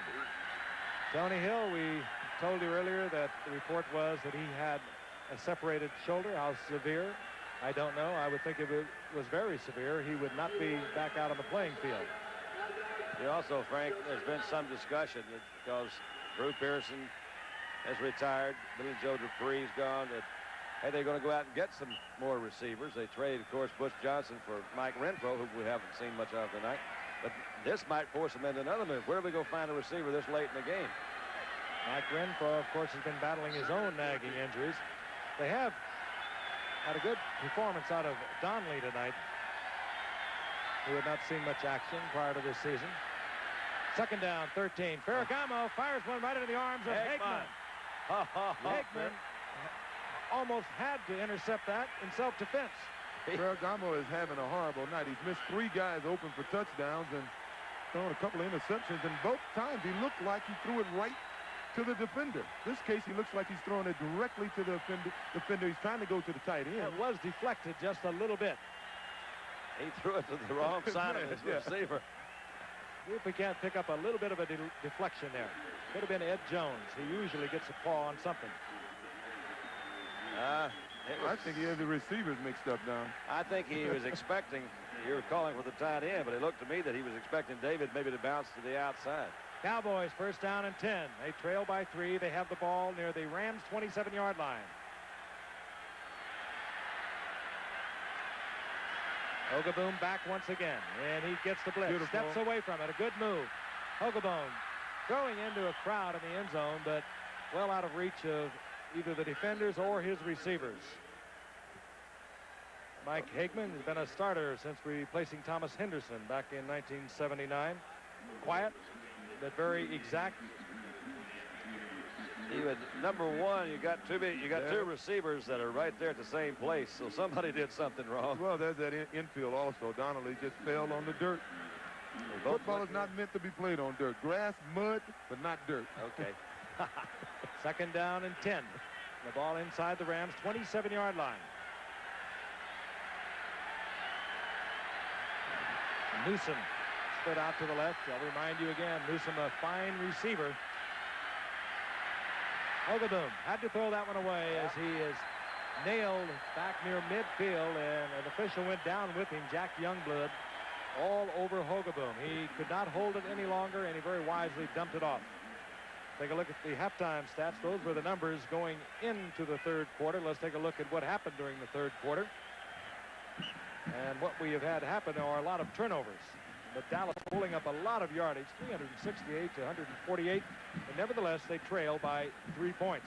65 yards passing by the Rams is the most glaring thing that jumps out. That doesn't even help their running game. That doesn't loosen them up at all. Third down and 10.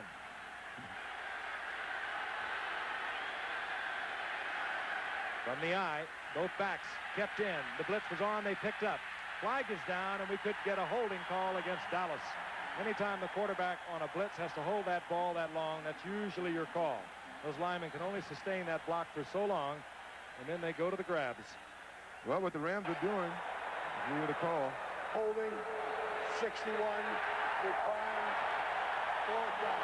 Cooper over on the right side, but I imagine they would have detected it with 2 or 3 of the Cowboys after holding the ball that long. Well, Landry's not too happy there. And we are going to see Rafael Septian, and I can tell you that is just about the extent of his distance. Septian has a professional career best of 53 yards.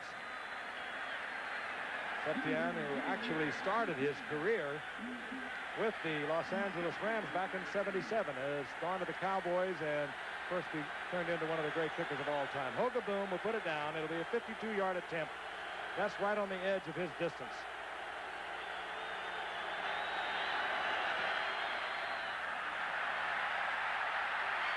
It got there. That was just the edge. Crawl over the crossbar. That was it, too. And the great thing about this young man, he did not try to stretch it beyond his own capability. He just hung it barely over the crossbar to knot up this game. Columbia, you can see the configuration of the baseball park here at Anaheim, where the Yankees and California Angels got it on last night in more ways than just baseballs, and fisticuffs erupting in that. Cowboys, by the way, are not wearing their 25th anniversary uniforms because, quite frankly, this play, they say, is hard to get out of the uniform, so they didn't want to wear their new ones. Septien gets it to Drew Hill. And the speedster out over the 20 to the 21-yard line. A return of 18 yards. All 26 points scored in this game have resulted from turnovers. Not one of your more efficiently played games. We're going to take a look at the scoring summary for you. Dickerson got it underway. That, of course, after a turnover. Both field goals for the Rams after turnovers. And then in the second quarter, Cosby, 19-yard touchdown pass from Hogaboom. That after a turnover. Septien, of course, 31-yard effort. And just a few moments ago, it was Septien again from 52 yards out. That has been the action in the game in which Gary Hogaboom fumbled early trying to get a pass off against a blitz. But the youngster, to his credit, has battled back, and he's having a tremendous night in replacement of Danny White. First down and 10, the Rams at their own 21-yard line. Dickerson left side. Banging into Anthony Dickerson and John Dutton. But nevertheless, Dickerson will get about 6 yards out to the 28-yard line. Raphael is a terrific athlete. We've talked about it before, but great soccer, handball player, racquetball player.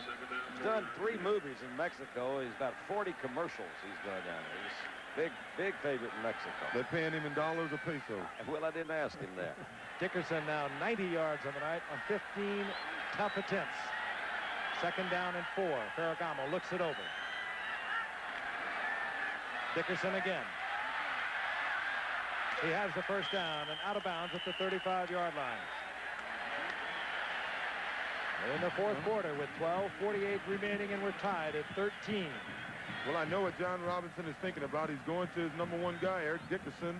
Over the years at USC, he'd go student body left, student body right, and I guess that's what he's thinking about now. He says he's gotten his offensive linemen in the frame of mind that they got to beat up people, so this is tough time. He's quite a guy, John Robinson. He really is. Personal in every way. Really likes his football players. He kept using that word you used earlier, Don. Brave. Brave. I want a player that's brave. Likes the hit. Rams with the first and 10 at their own 35-yard line.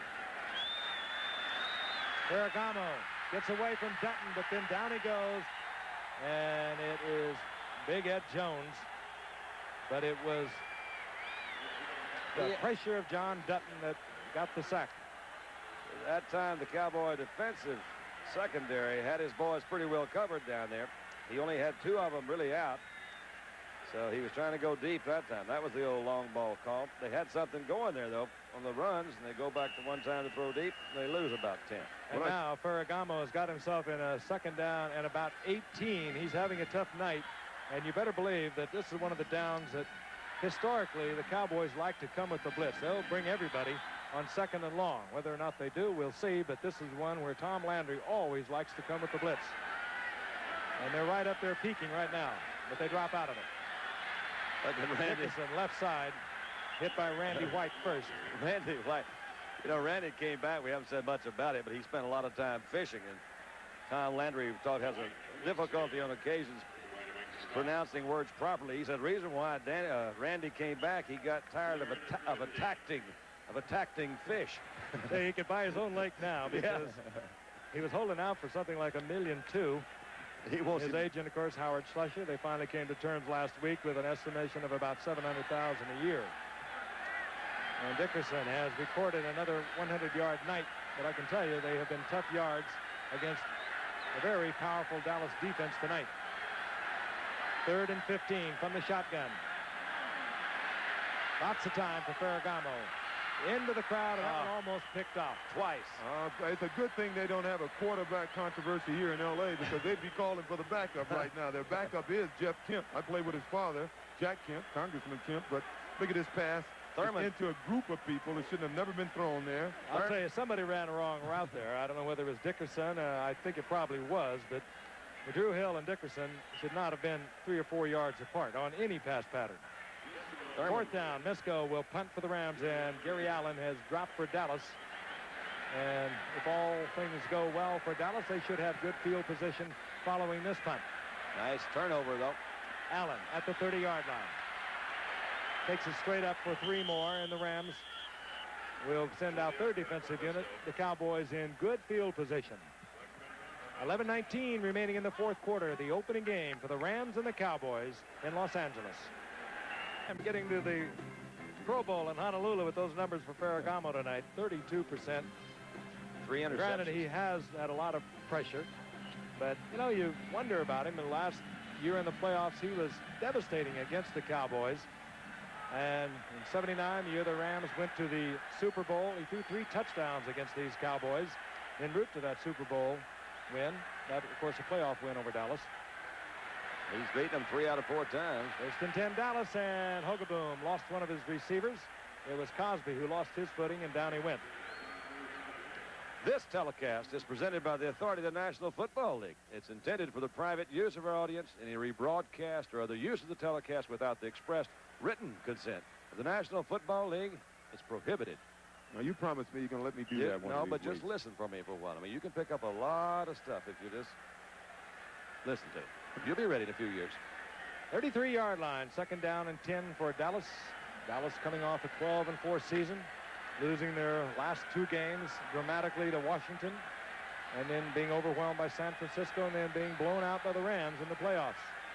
Meanwhile, the Rams with a 9-7 record last year, lost to Washington in the championship game of the NFC. That might be a lateral. Well, it sure might be, but they're calling it, I believe. Saying an incomplete pass. Yeah, that was close, Frank. He looked very close. Hogaboom made that little fake, looked around, saw the linebacker coming. It's what you call a quick turn to the right. Let me get rid of this, baby.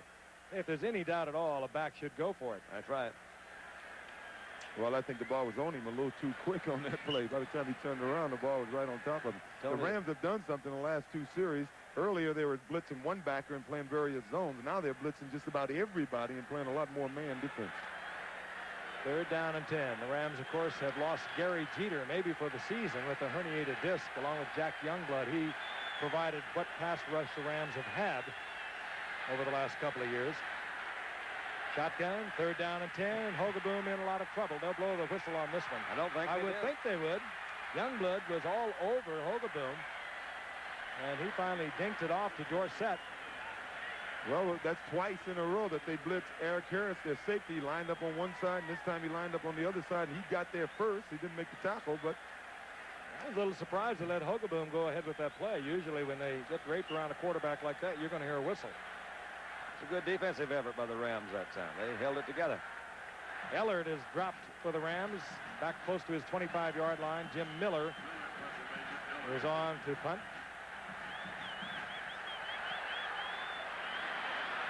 Ellard steps up to the 30-yard line. No fair catch. Stays on his feet. And Ellard out close to the 36-yard line. 36-yard punt by Miller. And a 6-yard return by Ellard. So the Rams, good field position. They'll be at their own 36 when we come back to Anaheim. Everywhere we go. Bob Uecker.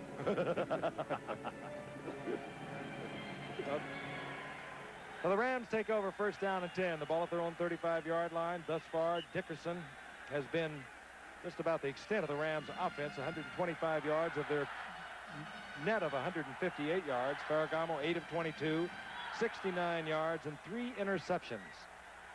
You don't ride home to mom with that kind of a night. Dickerson again. Eric Dickerson to the 40-yard Scrambles near the 40-yard line for a gain of almost 5. It'll be second down and 6 now for the Rams. well, you saw that play there. Eric was coming back right away. Eric is a true breakaway runner in the sense that every time he gets the ball, he's not worried about getting 4 yards or getting 5 yards. He's not worried about second and short. He is thinking about getting in the end zone, and right now his mind is trying to get the ball in the end zone, and sometimes he'll make a wrong decision. He got a few yards on that, but he was thinking about going all the way on that play. Dickerson has topped his effort of the playoff game against the Cowboys of a year ago, and he had 99 yards. And Ferragamo gets it out to George Farmer, and it's a completion close to another Ram first down. Everson Walls defending. They got the wave going in the stands. The last time they did the wave, Dallas was on the field. So it was like pumping Dallas up, you know. You know, you could have a lot of fun if you started to wave both directions and just stand back and see what happens.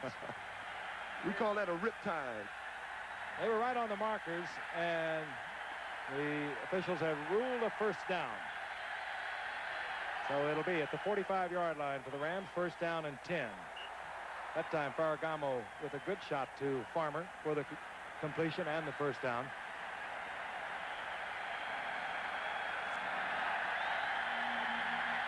Crowd exhorting the Rams. Sellout crowd, 65,000 here of a total of 69,000 tickets that were sold. Ferragamo with the blitz on. A single coverage goes out to Farmer, who is working in front of Ron Fellows. And Fellows way off of Farmer. Farmer with excellent speed, as do all of the outside Ram wide receivers. But what they don't have is experience. Farmer, four-year man out of Southern, has not played that much. Henry Ellard and Drew Hill, the other two wide receivers. Drew Hill, as a matter of fact, missed the entire season last year with a herniated disc. Ellard did not have that big a year. Oh, yeah, he 16 broke receptions. He broke a collarbone, Frank, so he missed a lot of last year. The Rams playing with little experience on the outside with the receivers. Second down and 6. Dickerson wants to throw it. I've seen better passes. I've seen much better, and Walls comes down with it. Oh, Everson. Always there, Everson. Everson Walls with the interception. And at least they can't give that one to Ferragamo. Well, I know there's a lot of talk in this area about our two great backs. Marcus Allen threw a ball 65 yards on the money yesterday. It wasn't caught. Yeah, but he was a quarterback in high school. I don't think Dickerson was. Yeah, we could see that. First pass ever in the NFL for Dickerson. Probably his last. Well, now, wait a minute. So he just was a little long that time. Well, the back really wasn't open. I mean, he laid it out there. That wasn't that bad. He was just double covered or something like I that. tell you, that's Walls' 23rd interception in 3 years and 1 game. That's not bad amazing for a free agent. Came up in 81. He's always around the ball. Cowboys have it first and 10, their own 30. But nevertheless, a very hard-hitting game. And there is the man, Everson Walls, who has provided the 9th turnover of the game. 4 by the Rams, 5 by the Cowboys. 4 interceptions now for the Rams. One from Eric Dickerson and 3 from Vince Ferragamo. Cowboys near their own 31. First down and 10. Dorsett left side. Look out. Dorsett will have a first down out at the 42-yard line before he's taken there by Nolan Cromwell. Boy, he has so much acceleration, and he has that proper body lean. It's amazing how he can run through a lot of tackles. You think and he's he holding on to the ball, I can tell you. He covered that ball. You couldn't even see that ball. Oh, yes. It all happens in Southern California. We're very close to Disneyland. And that, I think, is the fireworks on Labor Day night. That, of course, the shot taken from the Goodyear Blimp Columbia. Now we're back to the live action with a first down and 10. Dallas at their own 42. Inside handoff. Timmy Newsom, big and strong, and a flag goes down. Yep. Reggie Doss pursuing Newsom and dropping in after a pickup of about 6, but they'll bring that one back. Holding once again. There he is. Well, that's probably why he has those glasses on. He's just probably the greatest breakaway runner, or near greatest I've ever seen. He's certainly not going to have us remember any great passes. Holding, 64, 10 yards, still first down. Tom Rafferty, the center, detected holding. Down will remain the same, and the Cowboys will now look over a first down and 20. The ball at their own 32-yard line. 8:35 remaining in the game. Regulation time, that is. We're tied at 13, the Cowboys and the Rams. Gary Hogaboom going all the way tonight in his first start ever for Dallas. Throw a flag. Tried to get it into Phillips, and the flags are everywhere. Irvin defending against Phillips. He literally tried to run through him. I tell you, you talk about being in love with your arm. It took so much courage, as we hear the call here, to even throw to Phillips. That's true. I mean, Phillips was covered. Pass interference, defense, number 47, first down. That's a pair of... Watch this. Irvin don't know what to do. He said, I got a guy covered. Hey, I'm on him. I have him covered. And here comes the ball And anyway. the ball's coming anyway. To his credit, though, Kirk Phillips did the right thing. The one-year man out of Tulsa who was on the injured reserve last year, he came right back to the passer, and it made it difficult for Phillips for Irving to get a hand around there to deflect it. The first down is at the 45-yard line of the Cowboys.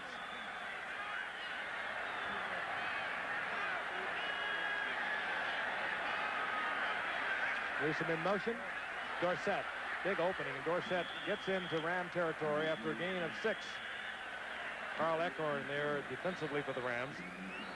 I've been asking some of the Cowboy coaches and personnel to try to explain what this new rover back is, but you saw an example of it that time where Newsom, as we mentioned earlier, sets out close right behind the tight end, started in motion just a little bit, slowed down, came back in, and was really the lead blocker on that play. Yeah, he tagged Carl Irving. Yeah. Oh, what an analysis you have. I tell you, I've got it. I'm watching it. Second down and 4. The Rams showing blitz, and they bring it. Hogaboom reads it beautifully and gets it to Donnelly. Donnelly still on his feet. He has first down yardage. But I'll tell you, it was Hogaboom again with that strong arm, reading the blitz, knowing he had individual coverage, which he did, and fired it on a rope to Donnelly. Donnelly tried that Dorsett spin and didn't quite make it there, Don. Not quite. Eric Harris drills him right into the ground in a minute. Hey, he's got something on that ball. He really does. He zips it out there. He gets by Gary Green, and then here comes Harris. He says, "Zot." Now, I bet you he would have let the game normally for a play, Donnelly, but the way this guy is throwing the ball, when you got a guy throwing the ball like this, you want to be on the football field. He's caught 7, and that's something that doesn't Missed 3 of the preseason games. Yeah. Only 23 receptions in 3 years prior to tonight. Dorsett piled up. Gain of maybe a yard and a half. Jim Collins is there. Right now, Hogaboom is over 300 yards passing, has 1 touchdown and 1 interception. It's been one of those games where they have spent so much time, they haven't scored that much, spent so much time between the 20s that you're going to throw the ball a whole lot. I'm surprised to see him throw it. It's 43 times. That's a lot of times for Dallas. Well, it happens a lot when you got stars on offense on both teams. The defense steals the show. 1 behind the Dallas Cowboy record of Danny White for 31 completions.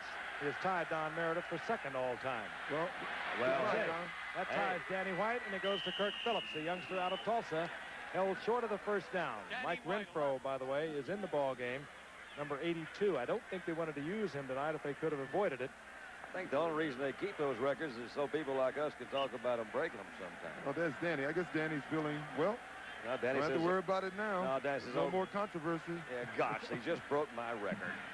Or tied it. Oh, this will keep him from writing about it for a week anyway, the quarterback controversy. Hey, Danny White is a class act. As much as he would like to be out there, as much as he did not like the move to Hogaboom, he'll be the first one to congratulate this youngster. 3rd down, 3. Rams showing blitz.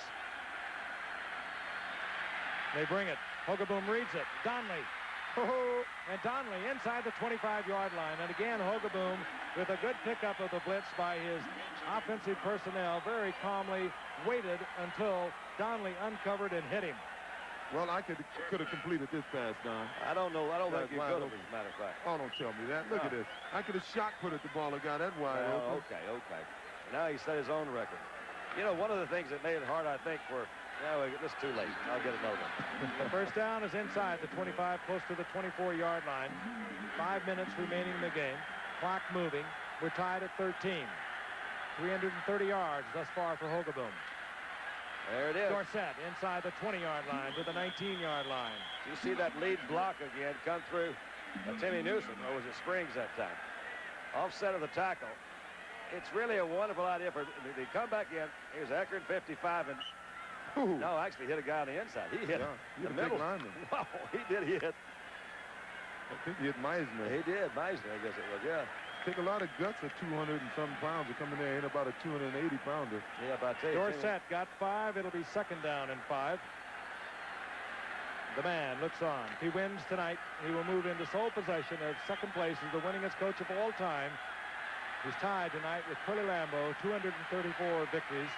He would be 100 games behind the legendary George Hallis. He caught that ball. And a great catch by Donnelly. What a night this youngster is having. But a flag is down. A flag is down. That doesn't make any difference. What a catch. That's a left-handed, too, I think. Yeah, it looked like one of my old catches. Oh, man. Hey, I tell you, when a quarterback is hot, everybody loves playing with him, and those things happen. Holding Defense, number 85. And when a team is hot, those are the things that happen. The Rams struggling. Let's watch him again. This was a great catch. Just watch him. Little down and in move. Ball's a little bit behind him, Frank. Oh, yes. Oh, isn't that sweet? That's nice. Now, you see these guys, they're normally with the punters or kickers practicing that before practice every day. Conley gets a little breather. Renfro is in. First down, goal to go. Dorsett. That's In there. Tony Dorsett, and what a great drive by the Cowboys. Mixing the run, mixing the completion, not to mention the penalties. Yeah, you saw Tony do his patented spin, but he had both hands on the ball this time. Let's watch him. As I say, he's the only back in football that has this move, and he uses it all the time. You see? The minute he makes contact, watch him spin, bingo. Let's call it 6. Jimmy Newsome was the guy that did that again. It came on Desjardins. Good lead block. Lots of time remains. 3:56 on the clock. But one has to question the sputtering Ram offense tonight. Can they pull it together? Hogaboom having a great night. Doug Donnelly, the youngster out of Ohio State, 9 receptions thus far. A couple of key ones on that drive for 136 yards. Septien through the uprights. And the Cowboys, for the first time tonight, have the lead. Tony Dorsett taking it in to put the Cowboys ahead. Dorsett in the first half, 13 yards. Here in the second half, with just under 4 minutes to go, he has 70 yards. Well, the great ones, you can't keep him down. He had 4 fumbles, and on each fumble, 3 fumbles, excuse me, but on each fumble, he had good yardage going for him. He just didn't cover the football, and it's not been a bad night for Tony if he would have held on to the ball. Thus far, I'm sure he's happy right now getting the ball in the end zone. The great ones will always come back to make amends for something they've done earlier. Dropping deep is Drew Hill for the Los Angeles Rams. Very fast. Used to do a lot of return work for the Rams. Well, as I said earlier, the Rams really don't have a quarterback that they would like to bring in. They have Jeff Kemp, but he's an emergency quarterback. He's a guy that they're going to play him only if they have to play him.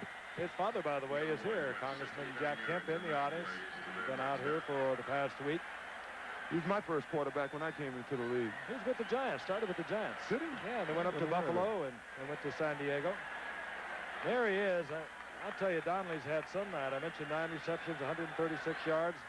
Cowboys got him. He was a second-round draft pick in '81, but he didn't play at all. He's only had 23 receptions in the last 3 years. And now with Drew Pearson retired, Butch Johnson traded, now playing for Denver after being traded to Houston.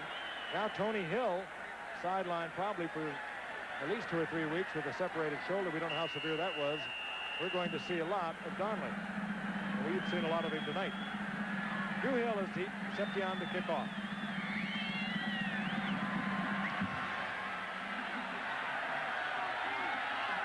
Drew Hill from the end zone. And out to the 20-yard line where the Rams will try to get things pulled together, something they've been unable to do offensively all night long. Well, the Rams came into this season knowing they would have to improve their passing game. They thought they needed to do that to open up the running game. Even though they have an excellent running game, it would be that more effective if they can throw the ball. And tonight, I think, is a case of a quarterback just having an off night. And also, they are going without Mike Barber, their fine tight end, leading receiver of a year ago. Preston Denard, also one of their top receivers, traded away to Buffalo because they wanted more speed on the outside. They sacrificed the experience of Denard for blazing speed, and I do believe they are paying for it somewhat tonight. Dickerson hook slides at the 25-yard line after a pickup of 5. Bob Brunick, Randy White were there to make sure.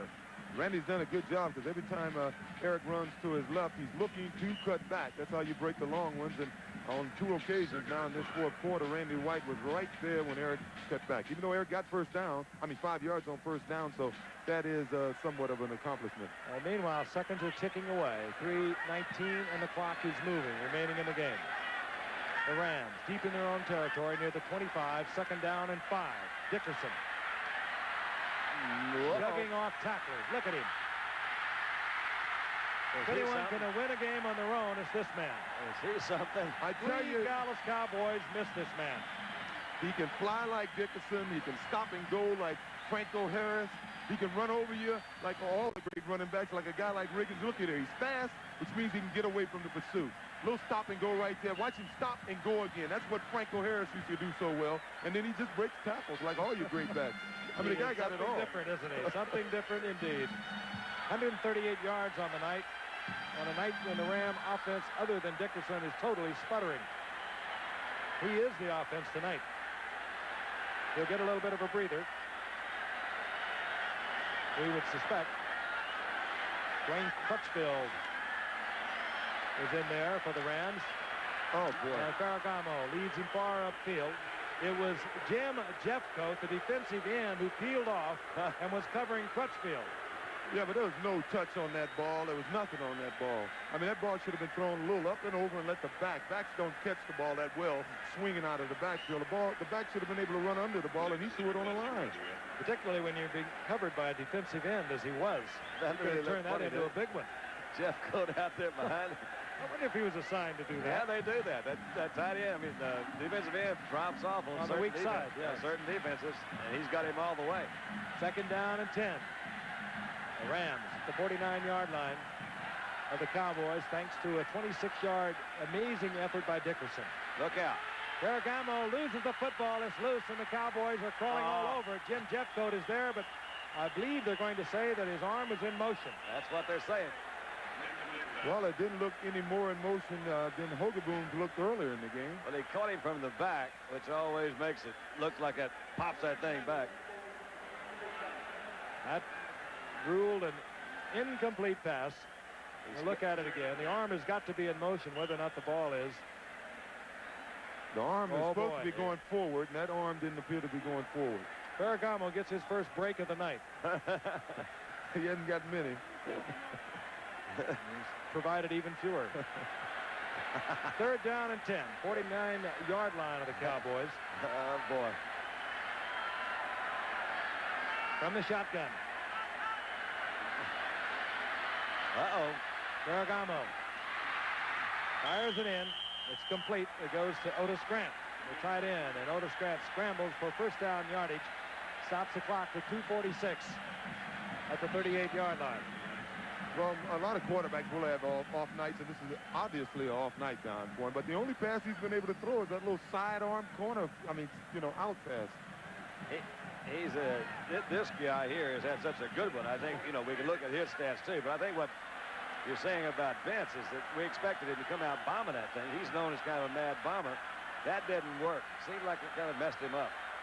They have marked this short of a first down. Grant going out short of the first down by inches. Rams bring in the short yardage offense. On one other occasion, they had the similar situation, and Ferragamo carried it on a quarterback sneak.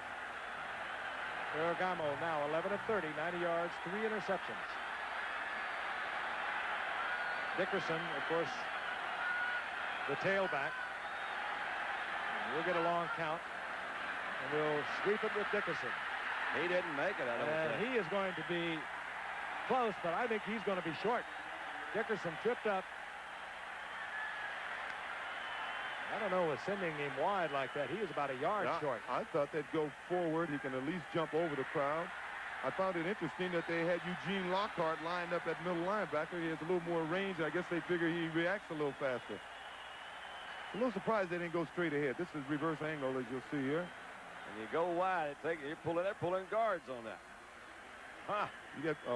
I don't know. You can't do that against short Randy yardage White. defense. You pull guards against short yardage when they're playing gap, you're going to be in trouble. Who was it that tripped his ankle? Did you see that? Was that one of the... I couldn't see that. Somebody got his ankle, it looked It like. looked like Carl Howard. Yeah. Cowboys now can play with the clock. 2:38 remaining in the game. They have a 7-point lead. Doug Donnelly back in the game. He'll be shaken up a little earlier, as you recall. They're going to need a few first downs. Dorsett. A lot of trouble. Eric Harris right up there at the strong safety spot to meet Dorsett even before he got to the line of scrimmage. Well, you got to give the Rams defense some credit. They have played some good defense here, considering they haven't got much help from the offense, but not enough. I remind you, Saturday, ABC's Wide World of Sports, 5 o'clock Eastern Time, Ray Boom Boom Mancini against Kenny Bogner. That'll be live from New Orleans, Louisiana. That should be a good one. We'll have the World Cycling Championship from Barcelona, Spain. Cyclists from the U.S., the Soviet Union, East Germany, as they head an international field of the world's best on bicycle, the World Cycling Championship from Barcelona. Wide World of Sports this Saturday, 5 o'clock Eastern.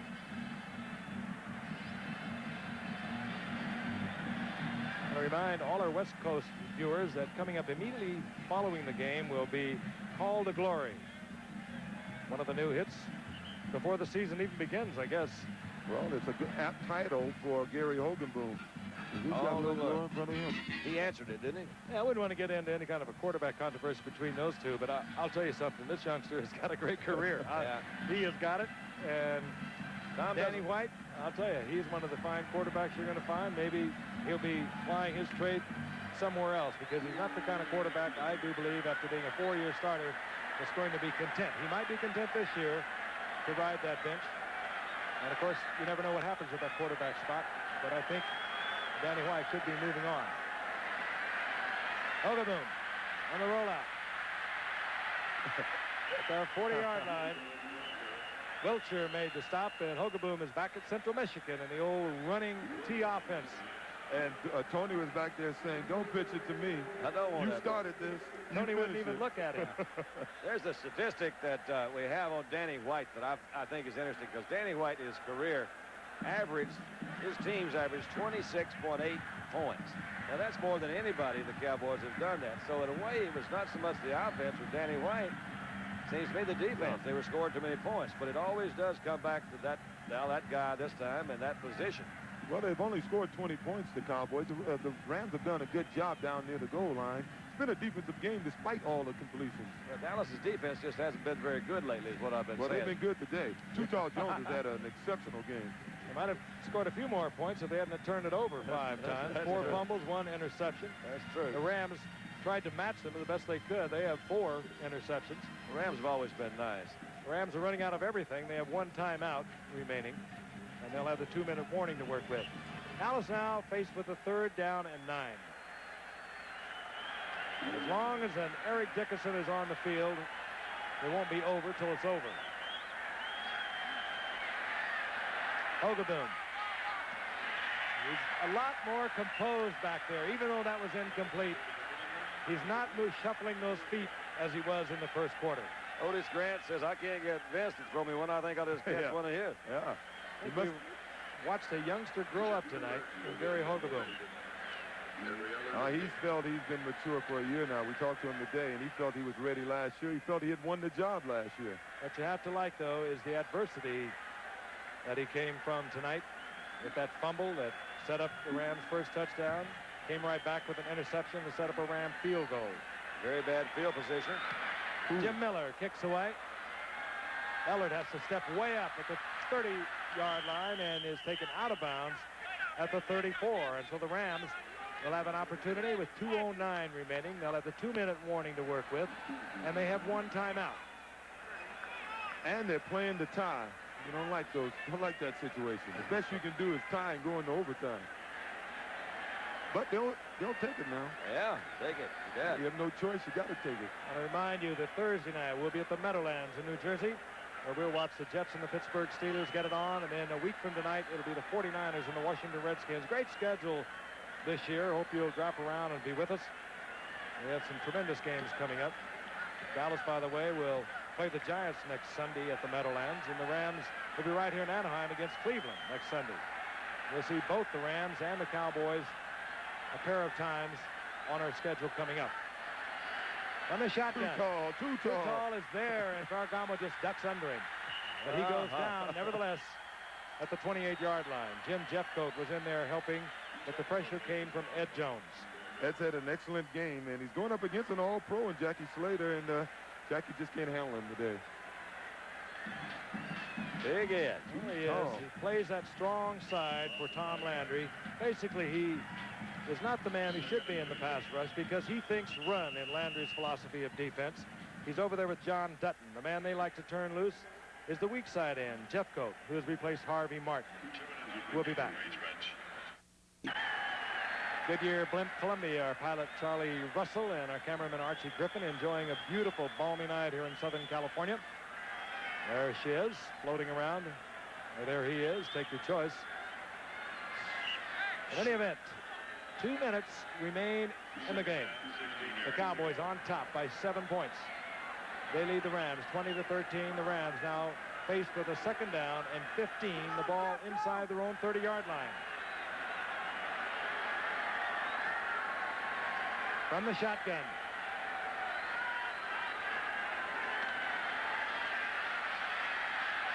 Ferragamo goes to Mike Gooman.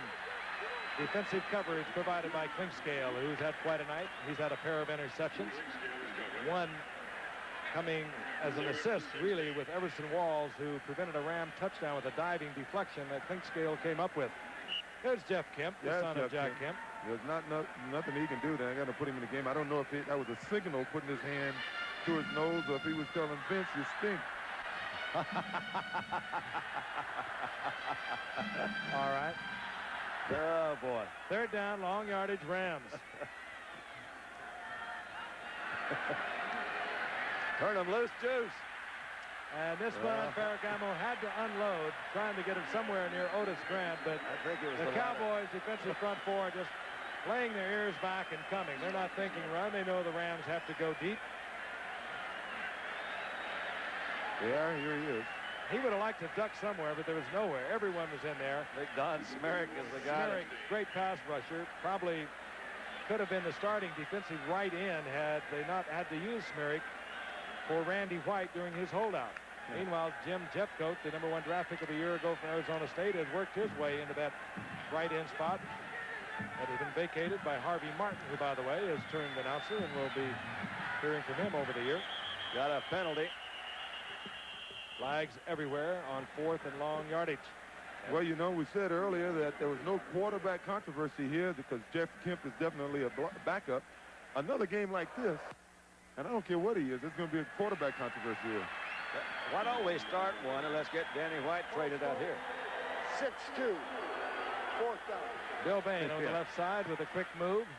It down remains the same, and the ball is backed up to the 24-yard line, where it will be 4th down now and 20. Not an enviable position, to say the least, because it'll be Smerick, who's in there for John Dutton, Ed Jones, Randy White, Jim Jeffcoat. They're just going to put the skates on and let it fly.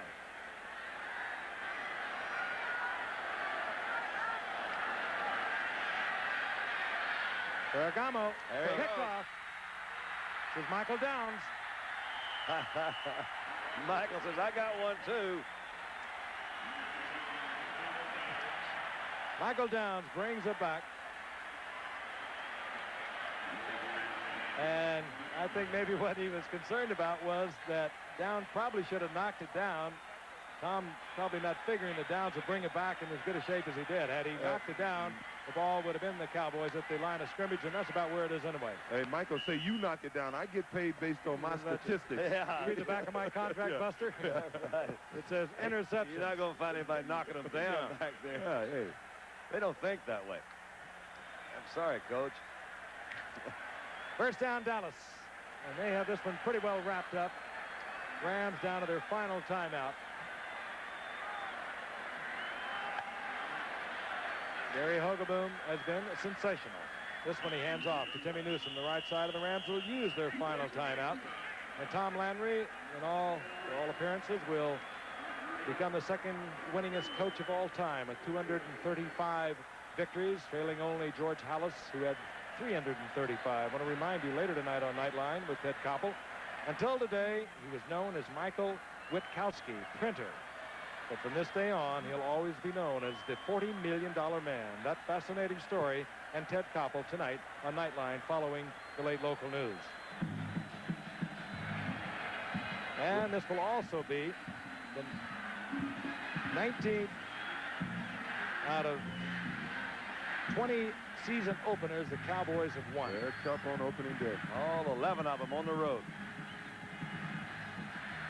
I remind you, this ABC Sports exclusive has been brought to you by Michelob. One smooth and mellow taste tells you that some things speak for themselves. Well, Don, make sure you say hello to Broadway for me next week. I'll do this Thursday. I won't be with you, but I'll see you in San Francisco. Show you my town. Will you promise to do that? I will. All right. He works Columbus Avenue. Yeah. I'm king of Columbus. I like that. All right. Well, I will. We'll do that. Cowboys look a lot different than they did when we saw them against Pittsburgh. We'll see him again Sunday, October the 21st against New Orleans, and then again December the 17th against Miami. Second down in long yardage. The Rams can't stop it again. Newsom, he'll stay inbounds. Yeah, He thought about it. He was thinking, no, He was thinking he might be able to squeeze that into the end zone, but he thought of the wrath of Landry tomorrow at game films if he went out of bounds to stop the clock. That's Vince. I'm going to tell you, Vince is a good quarterback. He throws it good up. He's had an off night. This Ram team is still going to be a team they're going to have to reckon with. They got to shore up that pass defense a little bit when you think they got to play against the 49ers a couple of times, but they're a better team. Well, defensively, they did all right. They only gave up 20 points tonight, despite all the turnovers.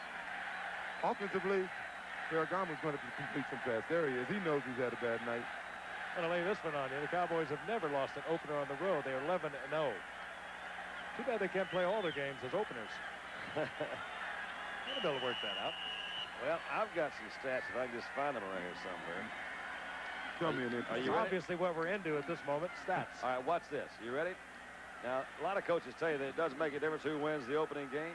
Let me just point out quickly, Don, the Cowboys have called this timeout, by the way. Oh, they have? Yes. Okay, well, good. Here are the facts. From 1978 through 83, including the strike season, 47% of the teams that won an opening day went on to the playoffs. All right. While only 24% of the teams which lost on opening day reached the playoffs.